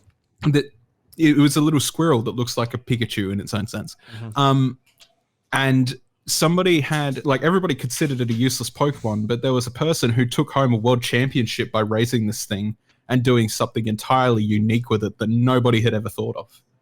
And that's what's crazy about it, is that it only takes like one spark of inspiration to change something or throw like somebody completely off their guard, and it all comes down to a love of like, I really like this Pokemon, so I want to use it, even though it's not useful at all. You know, people find ways to use it, and I think that's pretty crazy. Sean will be using his Spinnerack, using sticky web, and making I don't know. You'll come up with something. You're giving too much credit. I'm just trying to figure out how to pronounce some of these names, man. Just like patch of what? Yeah, exactly. A wobble buffet. Wobble. At the end of the day, though, like I've got a friend at the moment who's trying to go professional, and they haven't been into Pokemon for very long at all. All right. She's getting Set my coached sights and everything. appropriately. Like I'll just try to remember some of these names. That's kind of where I'm at. I'll play- be happy if I do that. Just play nice Yeah, and yeah, casually. that's it. Enjoy yourself. Do it for now, and you'll figure it out down the line. That's kind of what I'm getting at. I just want to hold my own when my kids really start to learn it, because I feel like we're both at the same levels now, but they're going to be able to spend hours into it. So that'll be enough for me. That'll be good. Because Lord knows, one of the things I'm always kind of envious of people who are really into games, because it's just like I just don't know if that's going to happen for me at this point. Like for anything new to really get into it. It seems like those are things that you do in like your formative years of gaming, or even just getting to know various bits of entertainment, like comic books, for example. Like this is not the time of my life where I'm going to go like, I understand like the full, like even just watching the MCU movies and all the things that they reference and stuff, like people understood what the heck was going on. I'm like, I have no idea. So it's but I always enjoy when other people are really into it. It's a huge reason why I like this show, because you guys like you're into it and it comes through. Like that's very infectious to me. And I even though I will never be like right there with you, that's why I listen to you guys, is I want to hear more about it, and I want to like see just how far down the rabbit hole goes. I have a huge appreciation for that.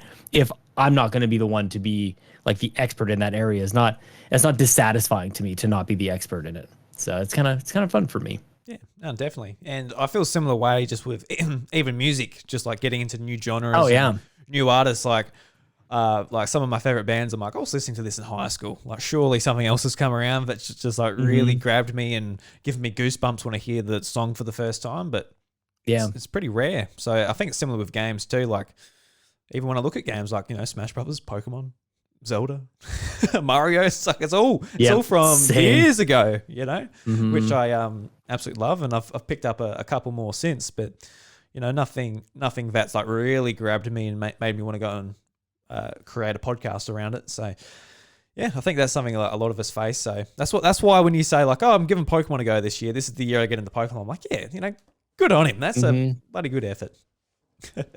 Like I said, I feel like I played everything, but I haven't. Pokemon and Monster Hunter Stories are like, or Monster Hunter just in general. It's like this. That's why, because you're right. You feel like you've been playing the same Mario and Zelda and whatever else like forever. So even when Splatoon came out, it's like, thank God, like something new. Or Pikmin is a little bit even kind of in that middle of it's not quite as nostalgic as something like Mario, but it's not as contemporary as Splatoon. But that was good and fresh and totally different genre. That if you played it, like I think you have an appreciation for Pikmin. And if you haven't played it, then at the very least, it looks interesting. Like, what are those little creatures? And it's just got that really very, very typical Nintendo kind of charm, but also like just solid game design that you can really lock your head around and work at. So that's why we like Nintendo. That's why we podcast about it. Yeah, definitely. All right, guys. About an hour in, I think we better get to the news so Sean's not up at 2:00 in the morning or something, Just pulling all nighter with you guys. Yeah, all night. Oh yeah, 7 o'clock. Woo. Yeah, you might regret it the next day though, Sean. So that's the only thing, mate. Yeah. All right, let's get into the news. Woohoo! Yeah! Pika, pika! Is that all? I fight for my friends. Yahoo! My body is still All right, so finally, us in Australia will have access to the 25th year anniversary Pokemon cards in McDonald's. Sean, I know you've already probably bought out your McDonald's. Every episode on the Nintendo Drive there for a bit, you're going to McDonald's, getting your Pokemon cards. That might have started this whole thing, actually, is how available they were. Those cards, Yeah. that kind of, the McDonald's cards got me going on this, man. They did their job. Yeah, so every time I was listening, you're like, oh, you know, I got this Mudkip and I'm getting this Squirtle. Oh, yeah, it's pretty good, eh? I'm like, listen, like when they come into Australia, I want to go and get my bloody little kids meal with my little apple juice and a bit of apple to nibble on and open up some Pokemon cards. But now we're finally getting What them. are you talking about? That's your regular. Yeah, that's my regular. I always pop in to get That's a all, bit. that's all you can Kids meal. stomach. Happy meal. No, I'm a We're hungry. Nintendo fans, damn it. Bryce, you know I'm a hungry bastard. I'll get the big meal, the Big Mac, I usually go for a wrap. I quite enjoy their chicken wraps actually at McDonald's. But Yeah, they're nice actually. We yeah. don't have a date or anything, but the website has updated for coming soon for the McDonald's Australia. So just a bit of a heads up, it will be happening soon if you're here in Australia. So keep your thing on there. But Sean, how much of the collection did you get? Did you get the Pokemon you wanted? Were you happy with the amount you got, or were you sort of just cringing at the amount you spent? Mostly, well, the thing is that it's usually with the toys at McDonald's, you can just buy the toys, right? And this was like right in the middle of, I don't know, maybe you guys are more in touch with this than I am. Like, is it still quite as crazy with the Pokemon cards as it was? Has it maybe died down a little bit from a couple of months ago? I don't know if it's quite as Maybe nuts. a little bit. Yeah, only just a little bit, but there's still like as long as stock goes up in our stores, it does disappear. Oh, yeah. It just takes a little bit longer than usual than it usually was like a couple months ago. But I definitely walked into a Kmart the other day and there was like a full box of like Chilling Reign on the rack, and then went there 2 days later and it was gone. So yeah, it does. It's definitely still in that period. Well, the reason I bring it up is because like it was when they were available here, it seemed like everything was just nuts about it, and they made you buy the meal in order to get the cards, where normally you can just buy like any and as many as you want. Like you can buy the McDonald's toys, you can just buy them without getting the meal. So yeah, here I am going on the Nintendo Drive, pulling up to McDonald's, and I had to spend like $6 or $7 just to get these stinking cards and the food that I didn't really actually want to eat, but I ate it anyways because, you know, kids in Africa and stuff. Of course. So you can't let it go to waste.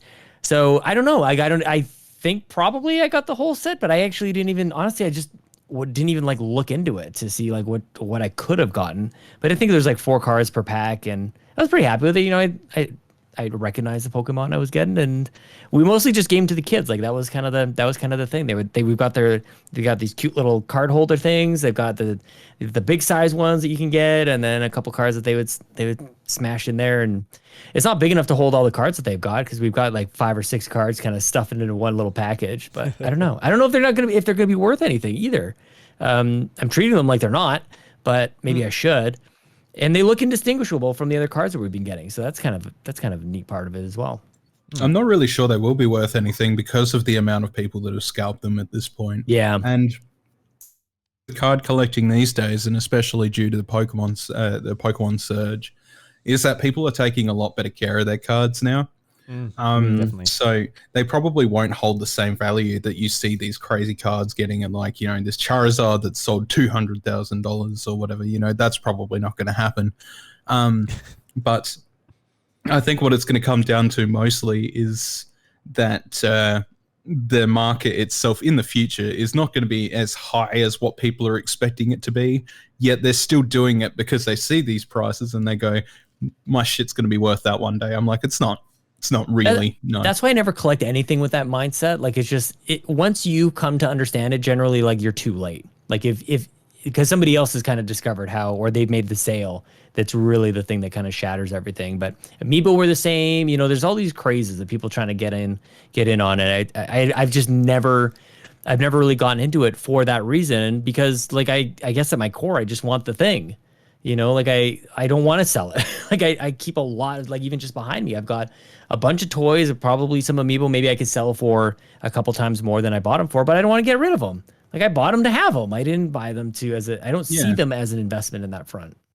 Yeah, that's right. Yeah, and I mean, like I've got a bunch of Pokemon cards that even though I know they're not great anything at PSA or whatever, I'm just like, whoa, this card's special to me. So I've sort of like sealed it up in like hard plastic cases. Like my first Rainbow Rare, like that, I sealed up in a hard plastic case, like screw down and stuff like that, just because I'm kind of like, whoa, this is like my first big endeavor with these things. So I kind of just want to keep a hold of them for my own memory's sake. There is only one sale that I'm making, and that is a Charizard card. But after that, like anything of lesser value, I'm just going to hold on to. It is kind of like, what is the point in like holding all these things, just expecting them to sell in the future, if realistically what I want them for is to look at and view and have, and maybe one day they'll get sold, but you know, that's not the primary reason I'm collecting them. Definitely. The cards are a lot more interesting than they were in the 90s. They are absolutely crazy looking now. Like some of the stuff that they do with them is just absolutely awesome. So it absolutely baffles me that people are like, I'm going to sell this holo Charizard from the 90s for $200,000, and people just getting that, and they're just like, whoa, look at this vintage. Oh my God, you'll never see anything like this again. And then in 2016, like they re-released it. Yeah. Well, and it's the same thing with all the amiibo as well. You know, the very first amiibo I ever got was actually Wii Fit Trainer, oddly enough, and that was one of the first ones that just kind of went crazy on the market. You're like, that's my favorite character, Wii Fit Trainer. Well, yeah. Woo! Well, it was just ridiculous that they even put her in there. Like it was just amazing. Like what? Like of all the things, all the characters you could put in there. That was the first one I found at Toys R Us. Mm-hmm. And it's like, for me, that's why I like enjoy watching you guys open them so much. Because like there's, you know, for the most part, like the life cycle of a card that you're going to get, it's going to sit in a binder or wherever. You're not even going to be looking at it. So like it's that opening that is so special. You're like, oh, I can't believe I got this one, or look at this, I've never seen it the first time, or whatever that is. Like that moment is what it's really all about. To me, like that's why you pay for it, is for that moment of opening it and you're not sure what's going to come out the other end. And the ritual that you guys have, I don't know where that rule comes from, where you just at the first 3 cards or 4 cards you shove to the back. I don't know exactly what that's all about, but I love it. I love that there's a ritual to it. So I probably could have paid more attention to what the McDonald's cards were all about, if there was something to be really looking for. But my kids and I are kind of aligned on this. Like they don't even know what to be excited for. I would let them open up packages and they would take turns, almost like a dodgeball team, picking cards one at a time. And there would be like a Charmander there, or like an energy ball, and they'll probably take the energy ball first. Like they don't care. Like they just like that it's a card, and they have no idea like what makes a card good or not. And I kind of enjoy being in that space to just like enjoy the thing, which pretty elementary about it, but yeah, there's another level to discover of it maybe later on. But right now I'm just kind of enjoying just having the thing, because it reminds me of, I used to collect cards, like hockey cards, as a good old Canadian boy would. And there's this game called Marvel Overpower, which was kind of like Magic the Gathering, but with Marvel characters. It really reminds me of that, of collecting those things as a kid. So that's where I'm at with this stuff, man. Yeah. And if anybody wants a chase card at McDonald's because you just want to get heaps of junk food, I think the Holo Pikachu is the one you're after. That's the more rare card. That's correct. Out of the set. So go and get that one. That's the one I'll be stoked if I get, because I'm a big Pikachu fan. Also would love a Mudkip, Trico. I don't know. I definitely got Trico. Oh, yes. See, and I don't know enough about the cards to know, like, because they just like threw those in with all their other cards. So I don't know if can I go find them? Like, is there a way for me to go, these are the ones I got from McDonald's? They have like a little mark on them just on the bottom right of the actual I should look for artwork. that. So you'll be able to tell them from that one. I guess a bit more Pokemon news. So Pokemon Go, a new community day has been announced. So it's Eevee Community Day. And the difference with this one is it's actually over 2 days instead of just one, because you'll want a lot of shiny Eevee from this. Thank God. Yes. So it's Friday, August 13th, and it goes goes to Monday actually. Goes to Monday, August 16th. Cool. So, wow. Okay. Goes for a long time. There's still specific times for it too, though, right? Yeah. So it's from 10 a.m. to 5 p.m. your local time. So you actually got a long time. So Sean, usually it's just a one day, once a month. Pokemon is highlighted for Community Day, and that Pokemon is usually really common to find as like a shiny variant. So a lot of people like searching for shinies in this. And the thing about Eevee... Is that the Bidoof? Am I saying that right? Bidoof? Did they do that a little while ago? Is that the same thing I'm thinking of? It wasn't a Community Day, but they did like an event where they was basically made it like Bidoof Day and had a bit of fun. And he was everywhere. Yeah, bloody Bidoof. He's still popping up in my game. I'm like, go away, Bidoof. I've had enough of you. Bloody rodent. But what's exciting about Eevee is Eevee has a lot of different evolutions. So you'll be able to get a lot of shiny Pokemon from this. So, and they all also have their own unique moves if you evolve them during this time. So Vaporeon will have Scald, Jolteon will get Zap Cannon, Flareon will get Superpower, Espeon will get Shadow Ball, Umbreon will get Psychic, Leafeon will get Bullet Seed, Glaceon will get Water Pulse, and Sylveon will get Psyshock. And there's a few more bonuses in that you'll be able to check out if you're into Pokemon Go, and you can check out in the app. But Sean, have you ever checked out Community Day? Are you keen to go out there and get some shiny Pokemon? Have you ever gotten to the shiny hunting side of the game? Do you know what the hell I'm on about? No, I do know. I've watched actually a couple people hunt for shinies in various Pokemon games and do the quick reset and trying to go back into the same area and all that kind of stuff. Yeah. Counting how many times they got to do it. Like that is just like mind-boggling. If it has anything, if it even approaches that in Pokemon Go, I am not interested at all. I will I'll get whatever happens. But no, I feel like, again, like this is me just kind of getting into it. We're going to go hunting for Pokemon tomorrow with the kids, and they're loving it. We're going to go for a walk, get out of the house. And, I mean, it's funny that they announced it so far in advance. That feels like it's forever in the future, but I'll have to set a reminder for myself so I actually get up and get out there. But honestly, like I'm playing Pokemon Go as basic as I am with the game. I'm opening the app and doing things on it pretty much every day. And to be honest with you, Drew, I wanted to bring it up. Like, if you could go ahead and reciprocate those gifts, like actually every single day, because I'm just waiting for you to send something back. Sorry, I appreciate it. If you could, I'm just waiting, just crying in disappointment. Where's my gift? You'd I be sent you crying the 3 times the amount if you're my friend, because I never send them. I just hope that it arrived. Like, I don't even know if you got it. Little note back saying thanks for the gift. Also, here's something back. You could attach a little sticker to it. Just think I'll be curious to know which one you choose for me. Come on, Drew. Oh God. I'm sorry, man. You can do it right now if you wanted. I don't have the gifts, man. I haven't been going to the Pokestop. You have the gifts. Get out of here. I can't hold enough gifts, Sean. I'm sorry about it, mate. I just opened up the app and a Pikachu just poofed away from my front yard, apparently. He's gone. Oh, no. So I'm just disappointed. Could have had him. Hey, what do I do with so there's a whole bunch of different Pokemon or a bunch of Pikachu in particular. I've got he's got balloons with a 5 on them. There's another guy with like that. He looks like he's either an incognito. I don't even know why. He's got like a cool hat and sunglasses on.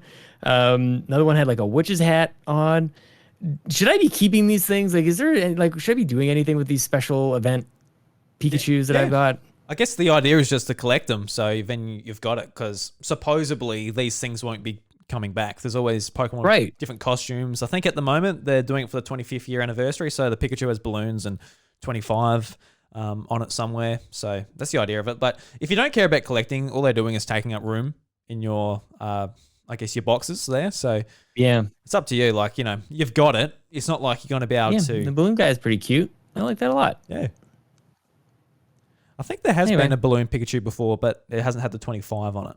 So I don't get it just a 5. I think it's the 5th year for Pokemon Go. Oh, that's what it's celebrating. Okay, gotcha. Yeah, because I don't pay too much attention. I like transferring my Pokemon back into Pokemon Home so I can use them in the mainline games. But like these special costume ones, they can't be moved because they're just made for Pokemon Go.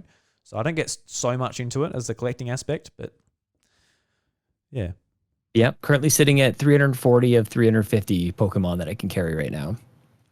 But don't try and get away from the point of all this, which was the gifts. So I'll have to go into it. you send that back. I've got my iPad here. I'll go into it right now and get it to you. Just did a great curveball throw to Pikachu, just reappeared. So hopefully you guys are okay with me playing Pokemon Go while we we're fine. go on the podcast. Because apparently that's what I'm doing right now. You're more than welcome to play it. Just don't get up and walk to a gym somewhere. Otherwise, we won't be able to talk to you anymore. Well, unless you get in the probably car. not. Unless you get in the car and we make this the House Should've of done Mario that. Drive or something like that. Yeah, we should have done that.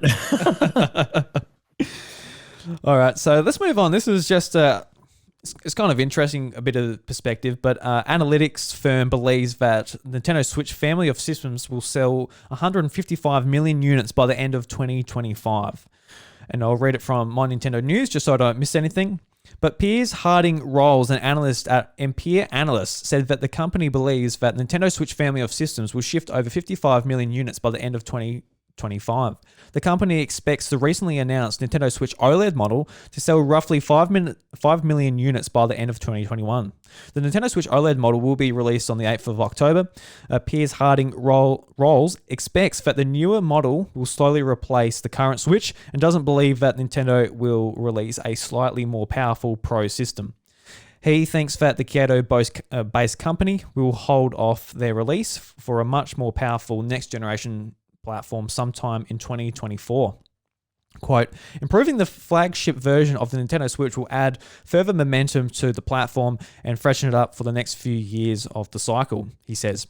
The small price differential compared to the current flagship means that many later adopters that were eyeing the Switch will now opt for the OLED model. Going on to another quote.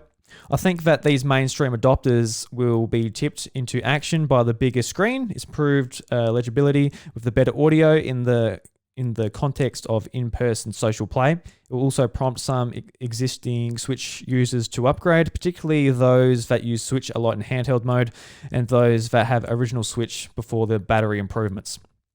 So basically the quote's going like that. We already know a lot of the stuff about the Switch Pro. Oh, sorry, not the Switch Pro, the Switch OLED. God forbid, we got a Switch Pro. But I guess the interesting idea is that 155 million is a bloody lot. That will be one of the best selling systems ever released. I can't remember exactly what the PS2 is, but this might even be a couple of million units over the PS2 if this did come true and they sell this much. I think it's going to be pretty obvious that they are going to outsell the Wii. The Wii's at 101 million units. I think they're going to approach that, if not just become very close by the end of the year, by the time these Pokemon games come out and a lot of these big heavy hitters, especially with The Legend of Zelda Breath of the Wild 2, that might capture some more people.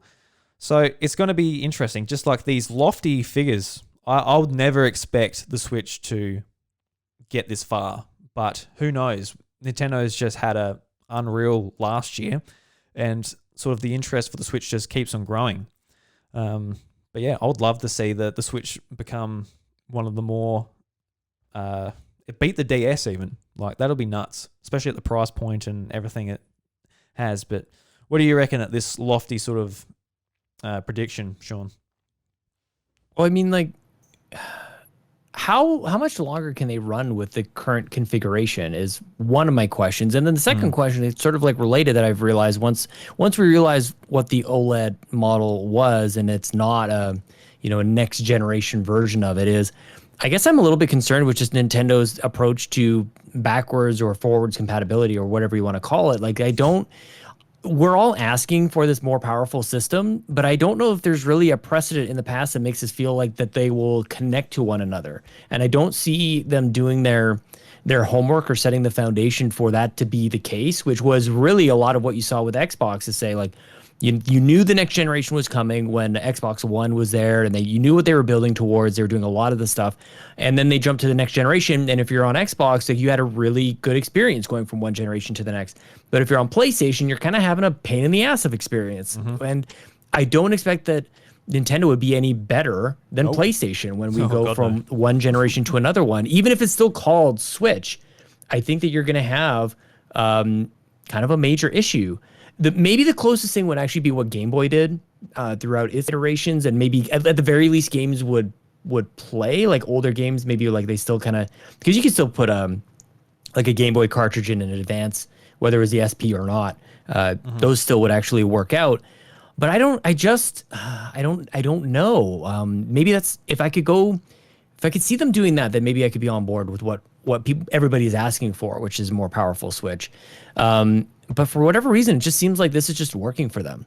I think it's the compatibility or the adaptability of it going from you can bring it on the go or you can plug it into the TV, as well as a price point, as you mentioned. So it allows parents to buy one for themselves and for their kids. I think that's part of the reason why this is so popular is it just hits both like demographics or generations even better than any other Nintendo console ever. I would say is probably the biggest thing. Like moms and dads are buying it and they're buying a couple for their kids as well. I do feel like the OLED model that's what it's really going to do. It's not necessarily, at least for me, it's not a big upgrade and kind of contradicts itself in a strange way, or at least for me, because all the upgrades for it are when you play in handheld mode, but I already have my Switch Lite, so I'd actually like to see it there. But what I think is going to happen is parents will buy that for themselves and they'll give the hand-me-downs to their kids. I think that'll be a huge reason why this 155 million might be possible. But it's just unprecedented. Like that's just it. But so are the sales for the Switch. You have these brand new consoles coming out from PlayStation and Xbox, and sure, supply is constrained on that front, but they're still selling faster than the last generation. So it's almost like that argument doesn't really even hold any water at this point. And still, Switch is outselling everything. It's 4-year-old tech, or even older than that at this point. But what I worry about is this counts on a tail of the sales, like a chart. Like it really means that they're going to continue selling at a really, really high rate. What I worry about is that at some point it seems like, the rug is going to be pulled out from Nintendo, where a lot of the games are just going to be moving to either PC or to the other consoles because they're just not going to run on the Switch. And I just don't have the crystal ball for that part of the equation to go, okay, how much longer can they expect all the third-party support to continue? They started the generation basically just saying that they're not going to be able to get. They didn't really say it, but the other publishers said EA is not really there. I don't know if we're going to talk about Activision, but like Call of Duties, a lot of those kind of like the big games, Destiny, a lot of those games aren't really there. A lot of the big games from Ubisoft aren't really there. So I think it'll just be interesting to see like what is the cadence of game releases going to be like, and is it going to be like the Wii, where once those companies moved on, once those developers moved on to the more powerful systems, you're kind of left with shovelware, which left people, when people think about the Wii, they're left thinking about the final years, which were kind of shit, which sucks because like there was a lot of really great games there, a lot of really good experiences. People, I think, genuinely had a really joyful time with their Wii, but when they think back on it, they think that it sucked. And I worry about that with the Switch a little bit as the more powerful stuff kind of comes in here. I guess just with like the third-party games, it's not so much of a concern, because when it comes to like, say, Doom or Doom Eternal from Bethesda, or even The Witcher, like I feel bad saying this because I want the third-party support, but I've got no interest in really playing those games on Switch. Maybe this is why I wanted the more pro version, because I would be interested in playing some of those titles on Switch if it had a bit more horsepower, but the reality is. But what about like Monster Hunter? You're right, but like, what about Monster Hunter? What if they were to move on to something else? Like, yeah, it's not necessarily like the cross-platform stuff that has to be on everything and also Nintendo. It's actually there's a lot of third-party stuff that is exclusive. That maybe that goes away. I'm not sure, but the more these systems they sell, the more case there is actually for them to continue supporting it, even if it is actually makes even more sense for them to just make it exclusive rather than kind of create a watered down of something that exists somewhere else. Yeah, no, you're definitely right there, because like Capcom have been one of Nintendo's biggest partners this year. Like, Nintendo actually, like behind the scenes for the PR stuff, Nintendo were handling like most of the Monster Hunter Rise sort of marketing stuff. It wasn't actually Capcom. At least here in Australia, like if we wanted to get more information about it, we'll contact Nintendo, not Capcom. Oh, interesting. Yeah, which was really weird. So they kind of brought it on as their own game in their marketing and stuff. So if it wasn't for them, there would have been just sort of nothing in March. It would have just been like Mario 3D World the month before. So no, there's. I just can't definitely help some but think stuff about there. like the Wii U days, and again, we were podcasting every week about Nintendo back in those days. And the argument that was just so tired was like, when is Nintendo going to get some third party support? So I can't help but at least try to remember that. Now, the huge difference now with the Switch versus the Wii U days and the 3DS days was that it's just the Switch now. Like that was one of the things that we got really excited about by this notion that they were only going to have the one platform to really work on. Is now they have all these studios that were split. Some were making games for the Wii U and some were making games for the 3DS. Now they're all making games for the Switch. So maybe the third party support isn't actually as required as we would have thought back in those days, because maybe they have enough studios to make enough games for the Switch that there really won't be a drought like we had all the time on the Wii U. And you have a lot of games happen on the 3DS, but they were 3DS games. So some people look at that and go, why would I want to play like Ever Oasis with all these chibi characters? I want to go play something fancy with, really, really advanced hardware and stuff. So it's a different, there's never been quite a time in Nintendo's history where they've been in this position, because they've always had the home console and the portable, and now it's just combined. So maybe that's in and of itself the reason why 155 million is possible. Yeah, could you imagine though, just if they do hit 155 million eventually, even like 130 or something, like what a comeback from the Wii U. Oh, like, yeah. It's already like one of the biggest comebacks ever made by a gaming company. Maybe you could say Sony with the PlayStation 3 within the one console generation, how they just rebounded so strong.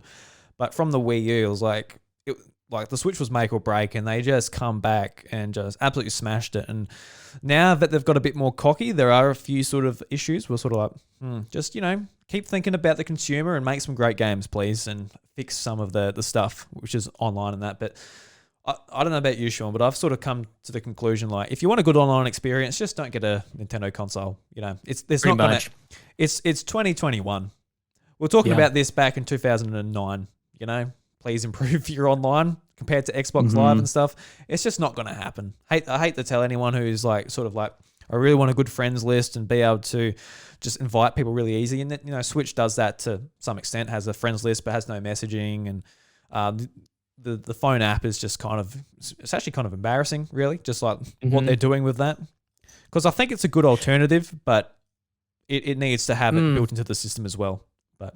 Well, and that's just it. We all know what we're getting with the Switch. Like, if they were to jump to a Pro model, then there's expectations. You know what I mean? Like, they're basically saying when another generation comes out, it's like, this is going to be a generation better than the last one. But if they just keep with the Switch, then they don't really have that expectation that they're going to just revamp everything. It's just going to be more of what you've gotten, and that is working for them. But if they kind of halt and create a gap where there's another generation of consoles, then it's just a big spotlight, a big reason for people to have expectations that, frankly, Nintendo probably isn't capable of fulfilling, to be honest with you, and really not even interested. It just doesn't, these things don't seem to matter in Nintendo world. They just focus on everything else. That story has been well told at this point. But yeah, if they come up with a new generation, I actually think it's more risky to them than a benefit to anybody else, because they'd have to convince us that it's going to be worth the extra cost. That's already been a thing with the OLED model. You see how loud people are, and then they buy it anyways.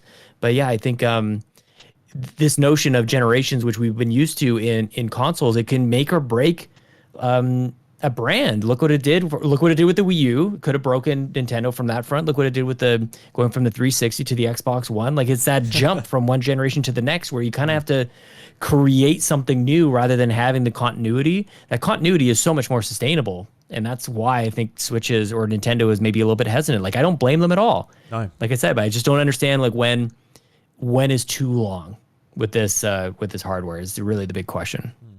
Hey, Bryce, what do you think about the Switch potentially reaching this much? Can you see that happening by 2025 or the next system? Hang on. I was hoping for the goose. I was hoping for the goose sound to come on in. Bryce, what do you think? I think he said hold on or something. He's busy. It's all good, man. We'll move on to the next news story anyway. So this is just a FYI for people that Nintendo has announced that 3DS and Wii U eShops will no longer accept direct payments. So early next year, they'll be turned off. You can no longer go on and make a direct payment to your wallet to buy a game. But it's not so much a big deal. You can still go on your Switch, put stuff in your wallet, then pick up your 3DS or Wii U and buy buy it from there. So it's not too bad. There will be a workaround. It just won't be able to do it directly through the 3DS. That's just basically a FYI for people out there that are still buying virtual console games, because God forbid you can't get them on the Switch. You can still get them there. So yeah, I really want a better virtual console on Switch, but let's not get into that. We'll be talking about that for a while. And sort of last but not least on the news docket here, there's been a giga leak for early Wiimote designs that they had before they released the Wii. And it's pretty interesting. It's like they had like different configurations for the Wiimote, had the D-pad at the bottom in some instances, had like a bit of a click wheel, kind of like what they had on the iPod at the top as well. There's like a lot of sort of different iterations of it. And I'll read this from Nintendo Enthusiast, and the article reads, last year, the so-called Nintendo Giga Leak was leaked an almost imaginable amount of Nintendo source code and documentation for various hardware and software projects spanning decades. It was so much information that new discoveries are being made and privationists, like, I don't know why I struggle to say that so much, like Forest of Illusion or software engineer Luigi Blood are keeping tabs on the highlights. Today, among other things, Forest of Illusion noted that the discovery of early designs for the Wiimote and the Wii Remote were apparently discovered from internal Nintendo emails contained in the Giga Leak. As you'll see, the Wiimote looked quite a bit different in these early designs. For the convenience of the comparison, we've put together the thing. So I'm looking at this, Sean. Sean, I know you can't see it, and the listeners can't see it, but it's just interesting how Nintendo was sort of experimenting with the use of this Wiimote. It's a lot shorter than what the Wiimote turned out to be, because in these sort of these concepts, there was no speaker in the middle, which was a feature that was utilized a little bit in the Wiimote. You can hear in like Twilight Princess, your sword clashing, and one of my favorite ones was WarioWare Smooth Moves, where there's a mini game where you put the Wiimote down and you pick it up and put it up like a telephone. Mm-hmm. And then there's always a different voice, like "Hello." It was always so funny. But it's interesting because like on some of these designs, the D-pad is at the bottom, and like a lot of the use for the Wiimote was putting it sideways and using it as like a NES controller. So if they went for those early designs, it would have been nowhere near as versatile to use. So it like blew my mind the first time it said like turn it sideways. I'm like, oh my god, this is an NES controller. Like this is so genius. Of course, yeah, it's really smart. But yeah, I mean, I'd love to know. Like, I mean, I'm sure that's even just like scratching the surface on all the different things they would have been exploring when it came to the Wii. All the different ways they could have rolled that out. And what they ended up giving us was very simple. And you don't get to simple without starting with something a lot more convoluted and kind of trimming down to what the real essence of it really is. So I love this, but I would also like to see like what else was there? What other options? Like this is the same company that had the N64 controller. You know what I mean? So this isn't really all that surprising to me that they had some wacky ideas before they rolled out the real thing. And like you can see, like also like different ideas for like the A button in the middle. Originally, that was the B button, and there was also a left and a right button just right next to that B button. And also, instead of the 1 and 2 buttons, there was X and Y buttons to be to play off like, you know, the more standard naming conventions for the buttons. So I guess like in the end, it turned out to be like a lot more basic than this like just cacophony of just buttons over this TV remote. That's what it looks like, sort of looking at this. It had to be simple for the Wii to be as successful as it was. It was very, very simple. You looked at it and you weren't overwhelmed by that control scheme at all, really. Yeah, and just like even the buttons being 1 and 2 at the bottom, it just made it really easy to say, hey, grandma, hit the 1 button or hit the button, like the A button. It's right there. You can't miss it, for goodness sakes. That is where your fun is. If you miss that, you can get out my house and not play bowling, because Jesus Christ, what is a... Like, you know, I can put up with a bit of casual gaming here, but, you know, bloody hell, you got to understand that is the button you got to hit, grandma. Just really rip into her. Getting real angry grandma over there. I feel bad for her. Yeah, no, you shouldn't get too angry God's sakes, grandma. God damn it, grandma. Bloody grandma. All right. So that's all the news, guys. Let's get into some House of Mario Red Coin releases. And then we're going to go into Reggie's Rec Room and talk about Sean's gaming journey, some of his gaming history, some of his favourite games, and how he got to where he is today as one of the bloody best podcasters in the industry. Tell you what. So let me find this button here. Always forget which one it is. God forbid. Do you think I would learn by now? Ooh, there it is. Oh, so we've got 3 games I've lined up today. 2 are serious ones, and the other one I just got because it's a silly name. Because it's been a pretty quiet week, apart from these 2 titles. So the first one is Pokemon Unite. Bryce and I played the other night. I had fun with it. We sort of rolled into some balancing issues, didn't we, Bryce? Yeah, there's a lot of them. But we're hoping it's going to be updated. We're going to be talking about that more as time goes along because it's a nice, fun online MOBA. Bryce loves his MOBAs, don't you, mate? I mean, there was a reason I didn't want to pick up another one, but unfortunately I'm getting invested. I don't know if you watched the video that I sent you earlier. I did start watching it, yep. Yeah. Did you watch where I told you to watch from? Yep, 10 minutes you told me to go into. Yeah. Yeah. It's fucking ridiculous. Anyway, I won't go into that. Yeah, okay. The next one is Chris Tales. This is one I'm really looking forward to. I'm actually playing it. I haven't started yet. I'm going to be playing on Xbox because it's a part of Xbox Game Pass. But it's just a beautiful JRPG inspired game. So the little bit of a synopsis here is experience the past, present, and future simultaneously in this gorgeous indie love letter to classic JRPGs. Discover a unique combination of branching stories, innovative combat, and classic RPG gameplay in Chris Tales' exciting and unforgettable exploration of how our actions echo through time. That's a long sentence. Bloody hell. They didn't write that thinking about someone reading that on a podcast. Jesus Christ. Join the newly awakened time mage, Chris Bell, and her fantastical companions in a fantasy world facing a grim future. A powerful time empress and her forces threaten to bring about a cataclysm, tearing apart the Chris Tales and other 4 kingdoms of the region. So that's $70 Australian on the eShop. Go and check it out. Or fire up Game Pass. That's a nice little bargain there. Bloody hell. Like when I saw it was $70, it's on Game Pass. I'm like, yeah, I think I'll play it there. And the last one is something random I just pulled up. It's called Dinoho Space Adventure. It launched at a 90% off. Yeah. So from $15 down to $1.50. And Ooh. like I don't know. So I can grab my Switch Lite over here. Check this thing out. in one of the daily observations, Donahoe sees an imminent threat on a planet within his system. Taken by a mixture of euphoria and concern, Donahoe jumps into his ship without thinking twice. Takes off towards what may be the most dangerous and heroic adventure. The features: challenging adventure full of shots and obstacles, collect coins and upgrade your ship, 3 different worlds with 1 boss fight each, 40 plus enemies and obstacles. So yeah, I think just the 40 plus enemies and obstacles, that is the dot point that gets you just straight off the bat. I always wonder who's looking at that going, well, good, that's as many as I wanted. If you said 30, wouldn't have been enough. Yeah. But 40, that sounds like a good deal to me. And not that you'd get it from the synopsis there, but it looks like a shmup. So it's like you're in your ship and you're shooting stuff. And for $1.50, He buried the lead. That's all I needed to hear for $1.50 shmup.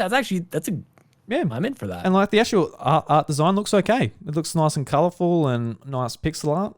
So for $1.50, I think. I also like the strategy of that. Like that. What was the original price? What's the regular price for that? $15 down to $1.50 launch. I like it. So, but if it just came out, it's like this game is $1.50, I'd be like, no, I don't think so. But a 90% off, $1.50 seems like a very valuable game. Yeah, That worked on me. Might have to check that out. I mean, I already have too many games as it is, so Definitely, I do too. why not add this to the list? So yeah, go and check out Donahoe with Space Adventure if you're interested in that.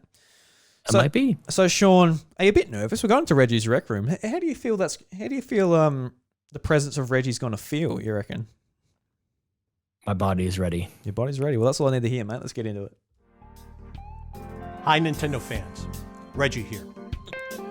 Thank you for your never-ending support, for giving me a mushroom kingdom full of incredible memories that I will never forget. Ever.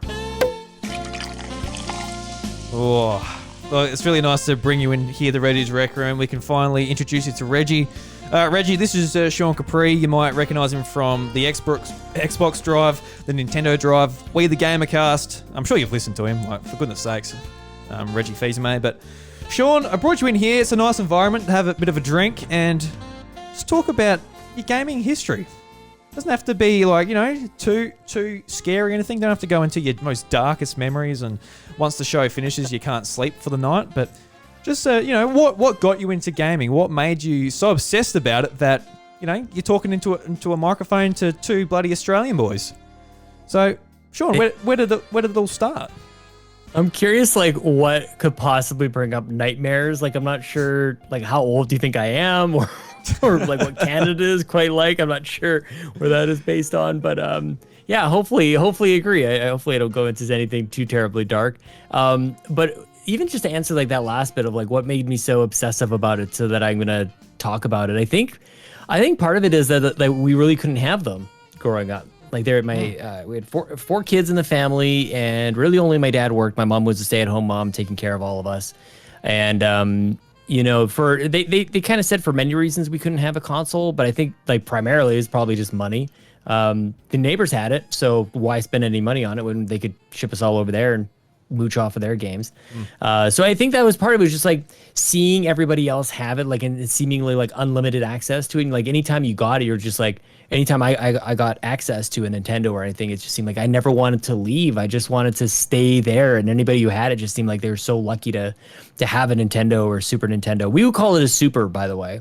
There's a lot of like SNES and SNES or whatever. Like we would just call it the Super, which was kind of interesting. So for me, like gaming started on PC. Actually, I have a very weird but vivid memory of my dad bringing home our old computer back in, would have been like early 90s, with the old printer. You had the tear off things on the side and that made all the noise, the dot matrix printer and everything. And we had, the first game we played was Pac-Man on that thing. Just a terrible PC port of the Atari port of Pac-Man. Just an absolutely atrocious game. It looks rough. But we didn't care. It was really awful. And but we got used to that on PC. Like we had a lot of brutal ports. There's a classic version of Mega Man on DOS, which was really terrible. There's a version of Mortal Kombat and Street Fighter that we had on there as well. But then we had ended up getting into real-time strategy games on PC back then, which was a real hallmark and mainstay for us. Warcraft, Starcraft, those types of Command and Conquer and things like that. But somewhere along the line, in addition to being into the actual NES games and Super Nintendo games at friends' houses, I had saved up some money because my parents realized that they weren't going to be paying for our college, and at a certain point they wanted us to start saving up for our own education. So they made us all get a flyer delivered. Like we were paper boys growing up, starting in, I think I was 8 years old when I started doing that. And every paycheck we got, half of it would go into an education fund, and then half of it we would actually get to keep. So between either that and just collecting money for birthdays and things like that, I bought my own Game Boy. And I got the green Game Boy with the yellow cartridge of Donkey Kong Land. And that was really the first thing that I had really bought with my own money. And it's like, that's where things really started to take off for me, especially with Nintendo and creating a catalog of games, like a collection of cartridges that, I don't know, for whatever reason, just really feels special to me. I can just kind of remember just having like remember the cases that Game Boy games came in? Like they were really just, they're not very fancy, but I just loved having this like box full of cartridges and trying to take care of those things. Land was like it was very personal experience for me. And Super Mario Land 2, 6 golden coins, very personal as well, because it was just me and my Game Boy, and we would go on road trips, and especially in Canada, maybe it's the same for you as well. Like there's just land. Everybody is so spread apart. So if you go anywhere, you're in for a bit of a ride. So yeah, I think it's weird that Game Boy was so special to me and Pokemon was not really there because it's just so central for so many people. But it was everything else: Kirby's Dream Land 2 and Donkey Kong Land, like I said, and all those games. NBA Jam Tournament Edition on Game Boy was really special for me, and that's kind of where, yeah, like my formative years, kind of growing up, was with a lot of AA batteries and a screen I could barely see and a lot of Tetris and things like that. It was really kind of started with Game Boy, I think, until kind of getting a little bit older later on. Yeah, because I just got in with the Game Boy Advance, so Game Boy Advance SP, so I just missed that like AA battery all the time, rotating and just think about how wasteful it'd be. Because like as a kid, you go through batteries so quick. So just like imagine a bag full of just batteries that are dead. You can imagine how that's not great for the environment these days. But terrible. Absolutely terrible, but at least better than maybe the Game Gear. So maybe we had that going for us. But for me too, the other thing about the Game Boy that I loved was just that the games themselves were affordable to me. Like we did not have a lot of money growing up. Like I said, there was 4 of us, and I often joke that like we didn't have furniture for many years as growing up. Like we'd watch TV on like boxes, basically. So it really wasn't an option for us to have like a Super Nintendo, like, because they were, these systems were hundreds of dollars, and there was a bunch of kids. You'd have to get all the controllers, and even the thought, I think, of us sharing it was probably a bit daunting, of the 4 kids and all the fights that could have happened. So my parents just kind of avoided that. But with the Game Boy, like I always appreciated looking at whatever it was, in NES or Super Nintendo games that were very expensive, and then I could just pick up a $40 whatever game on Game Boy, and that was something that I could actually work into my lifetime. And I got to grow up through all the iterations of Game Boy, which I have a lot of nostalgia for, like when the Color came out, and even like there was you could play Game Boy games on your Super Nintendo. I think it was it Super Game Boy or something? It was called something really, really cool adapter that you could throw into there, and had a lot of memories with that as well. When bringing my Game Boy games over to a friend's house and play my games on his Super Nintendo, which was kind of fun back then. So yeah, man. Did you continue on sort of the handheld route as you were going through the systems, or did you have a bit of a drop off before you went? Yeah, definitely a drop off. Yep. Yeah. But I picked up kind of where you got into it, which was the SP. It was just just an absolutely perfect system. If you had one, you know it. Yeah, it felt like I had like a Super Nintendo. Like I feel like the Mario Kart game on I can't remember what it was called now on the SP. Yeah, Mario Kart Super Circuit. Super Circuit, yeah. That felt like it, kind of like how Switch happens now. Like I remember playing my SP and going like, I cannot believe this is a handheld. And that's how I feel. Like that was the same feeling a lot of us got when we played Breath of the Wild on the go, and it's like, I can't believe this is a tablet. I can't believe this is basically a console experience. That's what I remember from the SP days, for sure. When you went over to like your friends' houses and played them consoles, like that is pretty much the experience I had with console gaming, and like friends, Nintendo 64s and PlayStation 2s. That was like the prominent thing at the time. No one had a GameCube except for like this one friend who like I didn't see all that much, but yeah, you did, but you had a GameCube pretty later on. True. Yeah. That's just why I'm saying that, because that was like years after. That was almost Wii days, wasn't it? When you got that GameCube, I had the Wii. No, it was before the Wii. Definitely before the Wii. It was before the Wii, was it?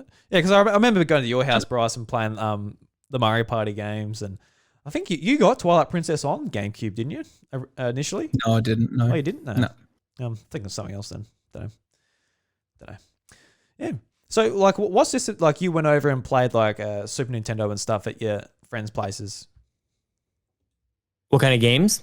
Yeah. Like, what kind of games did you get into over there? Because for me, it was always like Mario 64. I go to like my friend Adam's place. I'm like, can we go and play Mario 64?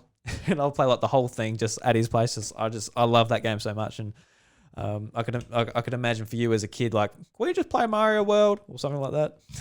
Pretty much. Well, like we were really obsessed with Street Fighter 2. Like that was, if I really think about it, it was a lot of like the early 90s were like that was the those are the days of the fighting games, of everything coming over from arcades in a really good version of them that you could play at home. So Street Fighter 2 and all of the different Street Fighter 2s that came out, this Championship Edition and all the different like Turbo, blah, blah, blah. There's so many different ones that came out. Those are the ones that were like kind of, you'd have like sleepovers with friends for birthday parties and stuff. And it was kind of king of the hill, like winner goes on kind of thing. You'd win a match. And if you lost, it was devastating because you knew that there's 10 kids around here and they all have to play before you can get back to it. So in the Super Nintendo days, like, yeah, when we were playing multiplayer stuff, we tended to do that. Like it wasn't actually a lot of Mario World because that was like one person could play, or you could go back and forth, I guess. But it was a lot of simultaneous kind of multiplayer like that.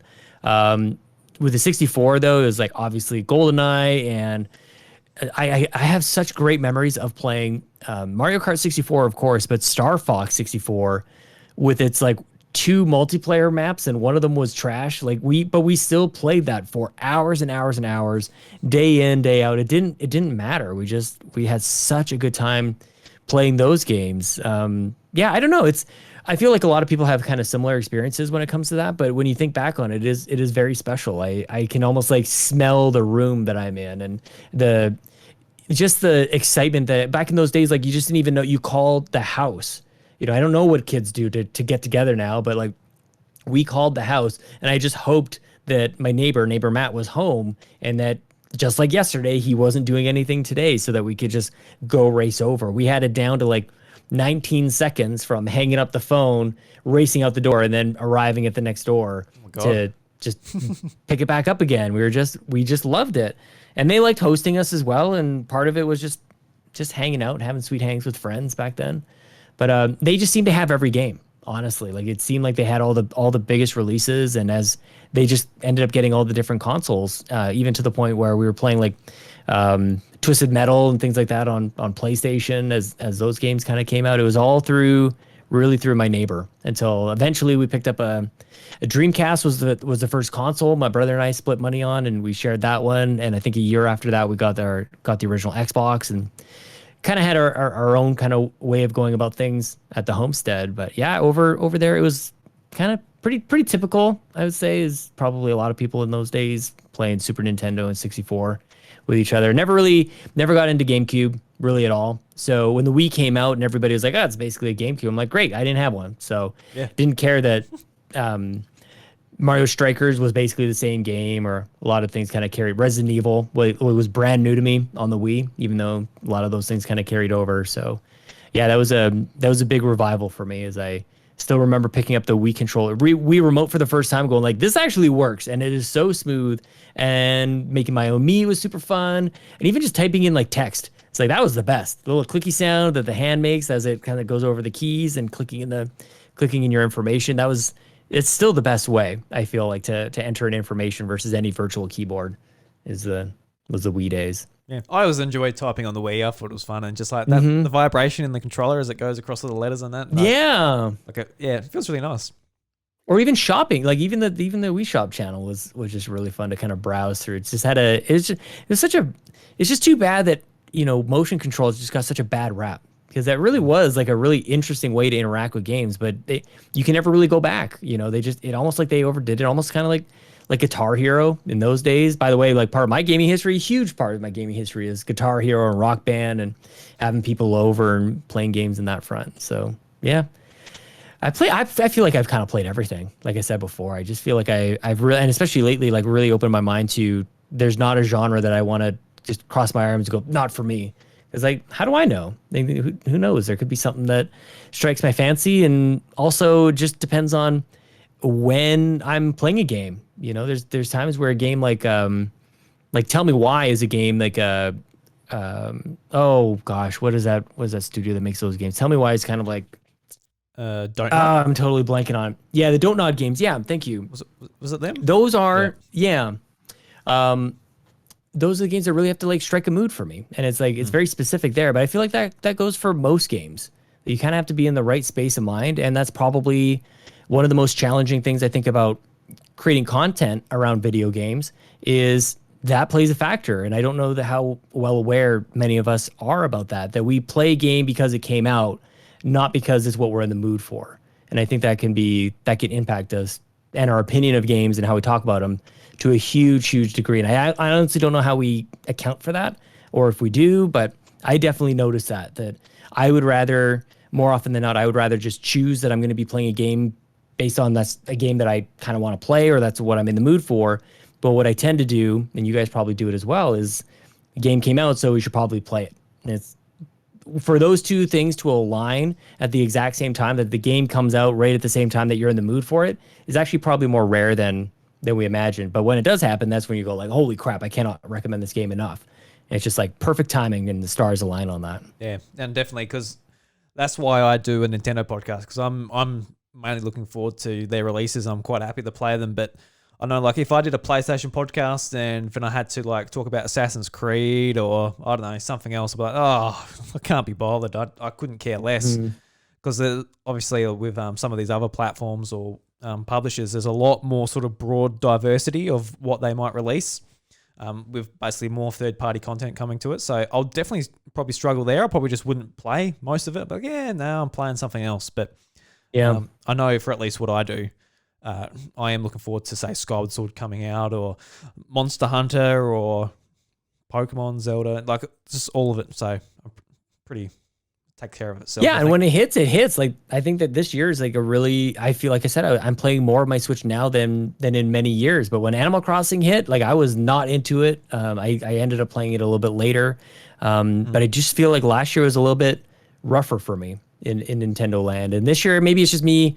Again, maybe I'm just a happy person this year. I'm not sure exactly why, but like, I was very open to spending $80 on Pokemon Snap for some reason.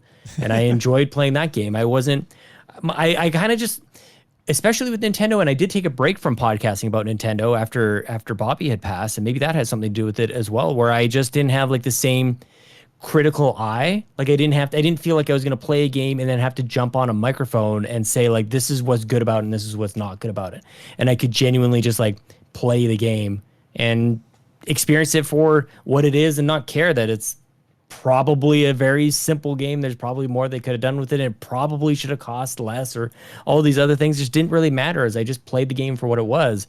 So I think that's another kind of interesting thing that I like to reflect on every once in a while, of how creating content around games kind of impacts my overall enjoyment of it, which is an interesting thing, because I started creating content around video games because I actually wanted to have a little bit more of a purpose around that being my hobby. I wanted there to be like I don't know, like maybe just an adult kind of purpose around like especially back when I first started, it was writing. So I wanted to like apply some critical thought to my childish hobby, and that's kind of where it really started, and it has grown into podcasting over the years. But now that I've been doing it for so many years, it's kind of like, okay, well, have I come full circle on this? Where do I want to go back to whereas before podcasting, where I was just enjoying the game just to enjoy the game? It's been so long since I've really lived in that space that it's interesting to think about that now, having been doing this for almost 6 years, coming up in December.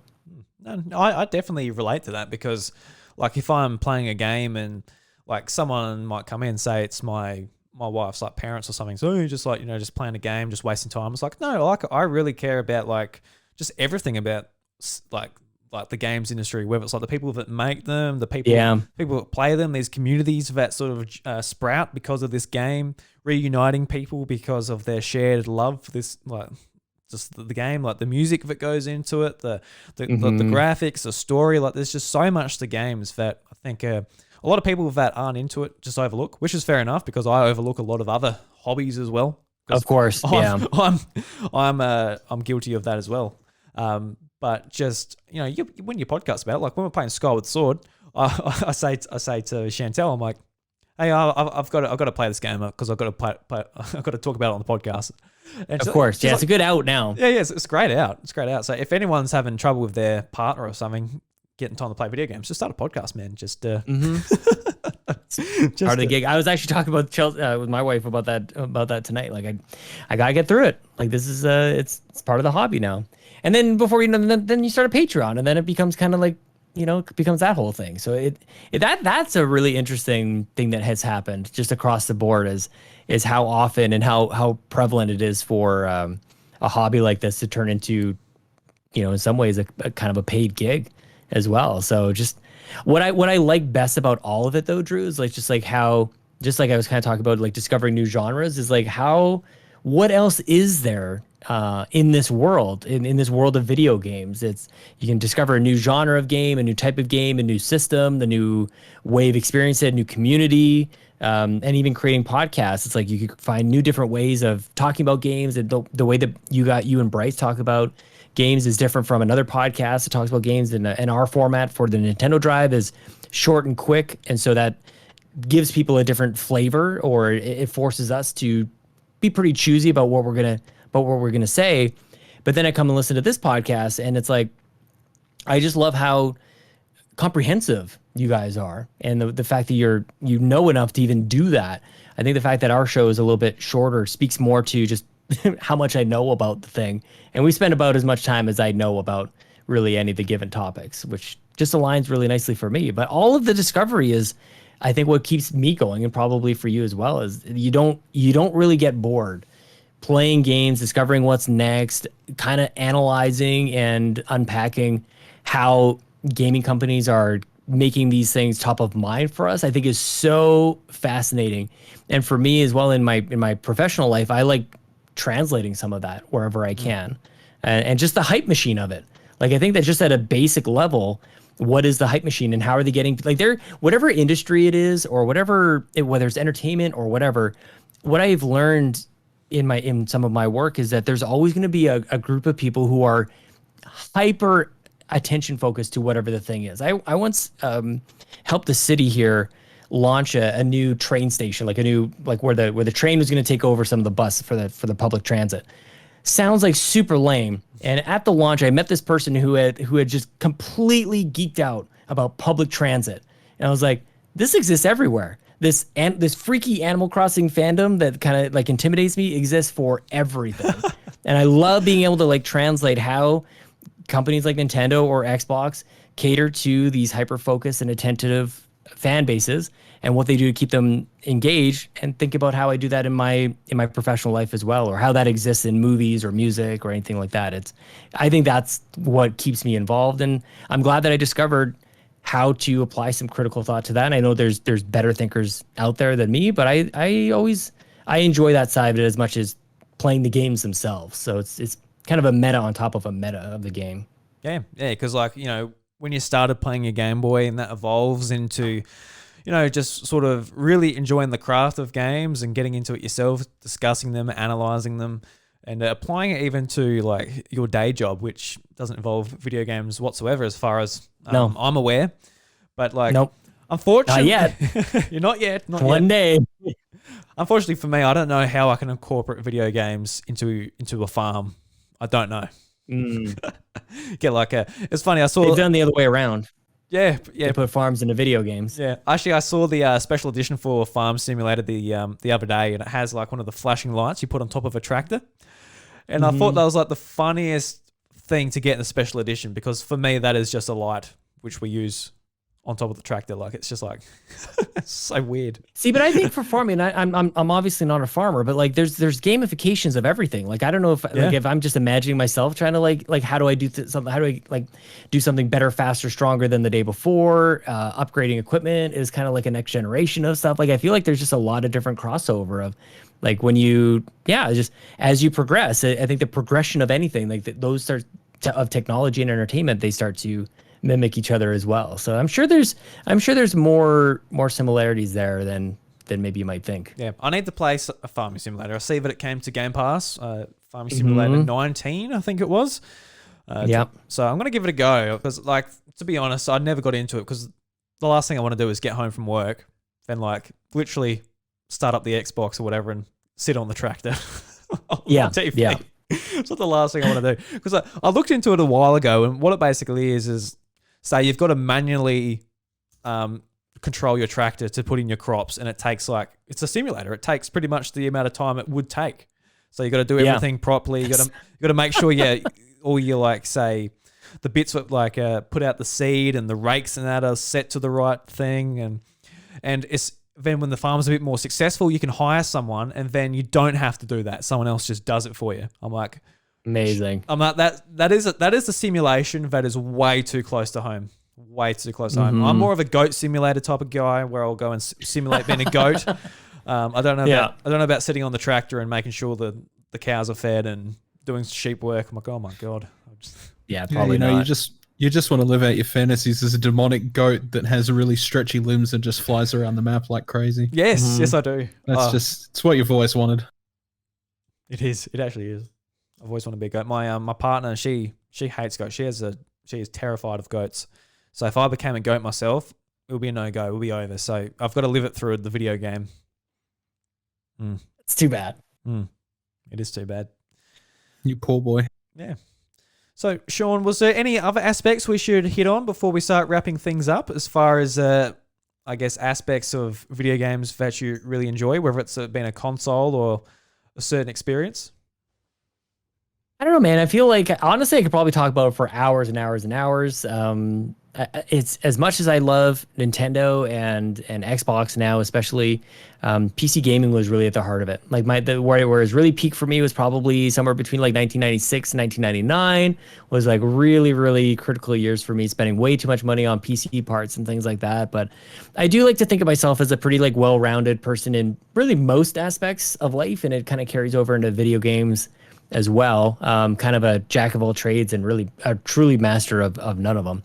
But yeah, I don't know. I've kind of just dabbled into everything, and I think that just has to do with my curiosity and being very easily persuaded by other people's enthusiasm for various things, whether it's movies or music or whatever. It's like, well, if you're into it and you kind of you're talking about it and you get me excited about it, then I want to check it out myself. And that has happened for so many things in life. I dabble in a little bit of guitar. I play a little PC games. I like to build my PCs a little bit. I have every console. It's just kind of, I can't help myself at a certain point. So I started out with writing. I wanted to do more YouTube stuff. I've done some video editing back even before YouTube.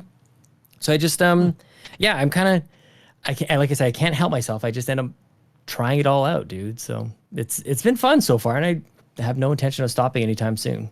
No, that's good to hear.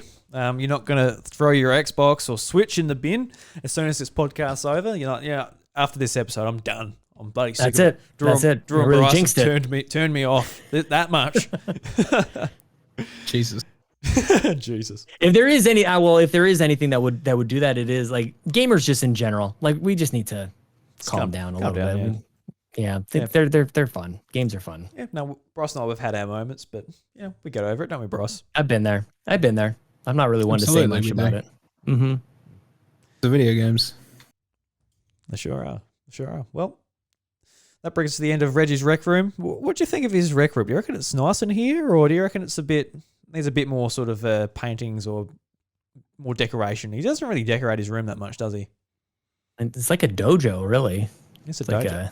We should be in combat or something. Yeah, I don't know what he's doing here. He's changes it every week. It's hard to keep up with. Bryce, what do you reckon it's going to be next week? A McDonald's. A McDonald's. Oh, Sean will. There we go. Sean will cool by them. I'm back. I'm back next week. Oh yeah. Drive by accident. Oh no! All those Diet Cokes. Everyone's going to rip into you again, Sean. Well, you have to see what it's really like to have all these empty McDonald's cups lying around. That's the embarrassing part of it. That and your bank statements. McDonald's, over and over and over again. Should start paying cash at these places. Yeah, that's a good embarrassing. Idea. Yeah. Mm-hmm. But I don't know. Cash during these days is it's a risky endeavor. I don't carry it. I agree.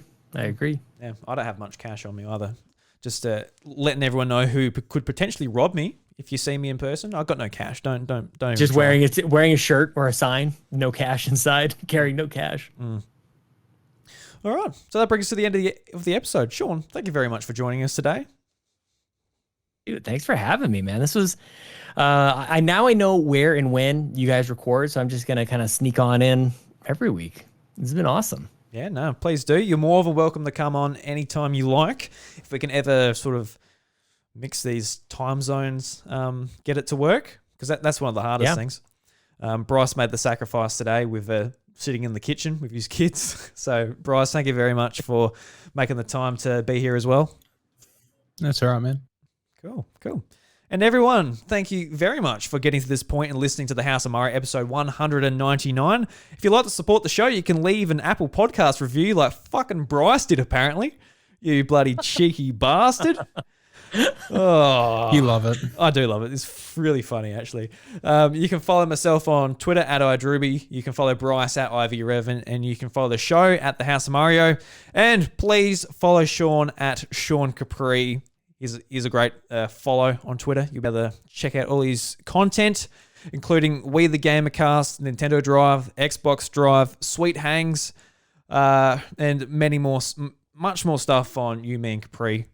Sean, give us the spiel. What is You, Me, and Capri all about? Tell us about the shows and everything. I really want people to go and check it out because, honestly, You, Me, and Capri, the Patreon you guys do, is the best value on the platform.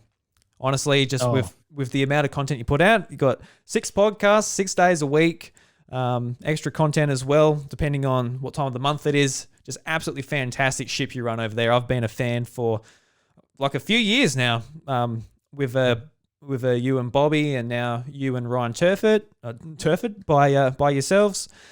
Really do enjoy your stuff. So it's been an absolute pleasure to be able to talk to you this week.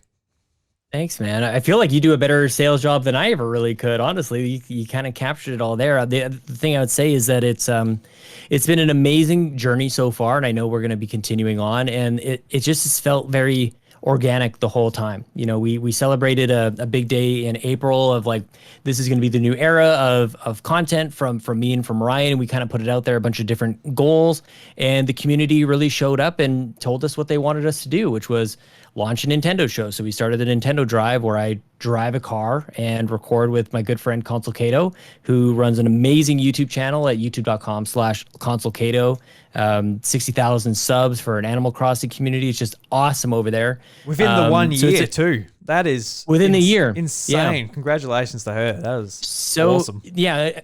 For everything, you know, and you say very nice things about me, and I appreciate it. But like, Cato is like this very quiet but insanely hardworking and very, very talented content creator. And I love to see that, because like there's no ego there, there's no nothing. She's just busting her ass, but very like it's I've never seen anything quite like it before. Actually, her work ethic is unreal. So but yeah, it's been just it's almost been accidental, but just kind of listening to what the community is asking us to do, and we're kind of putting things out like we're interested in doing this, and the community comes up and says, yeah, we'd like that to be the thing. So that's how we got to a point where we have 6 podcasts and covering all the, like you said, Xbox Drive, Nintendo Drive, PlayStation Drive. So if you're console specific, that's great.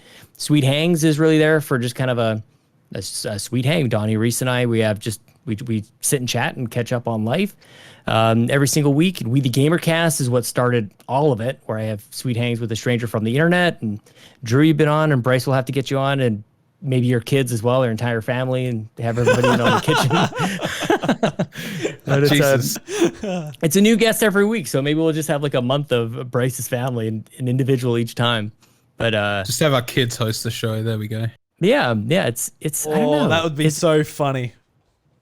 You should. Yeah, it's We the Gamercast has been fun, man. That's been the thing that like has introduced me to so many people. It was something I started just to see if I could.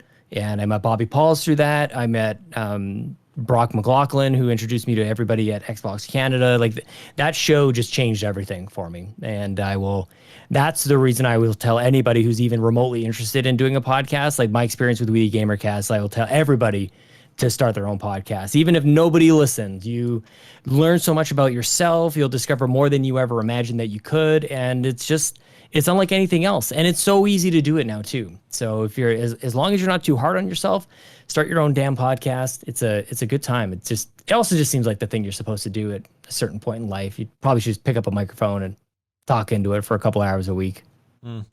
I did see during COVID, like a lot of people like started doing the podcasting, but like a lot of people like, you know, dropped off pretty quick as well when life sort of goes back to a bit more of a stable pace.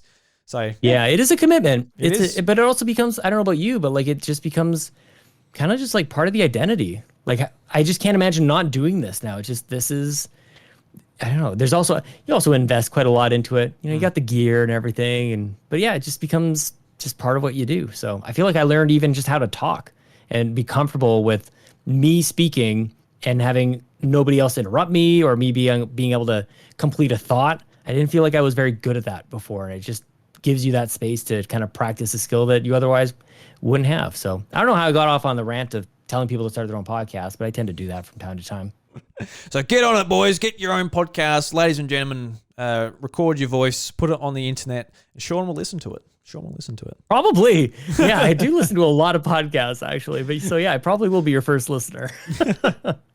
And if you'd like to join our Discord community, there is an invite in the show notes. And if you got to this point of the podcast, go into the general chat there and leave the hashtag, yes, Sean indeed drives during his podcasts. That's a nice long one. God. It's too long. Yes, Sean indeed drives during his podcasts because he does indeed drive during the Nintendo Drive and the Xbox Drive, which was, I remember the first time I listened to the Xbox Drive, you actually weren't on it.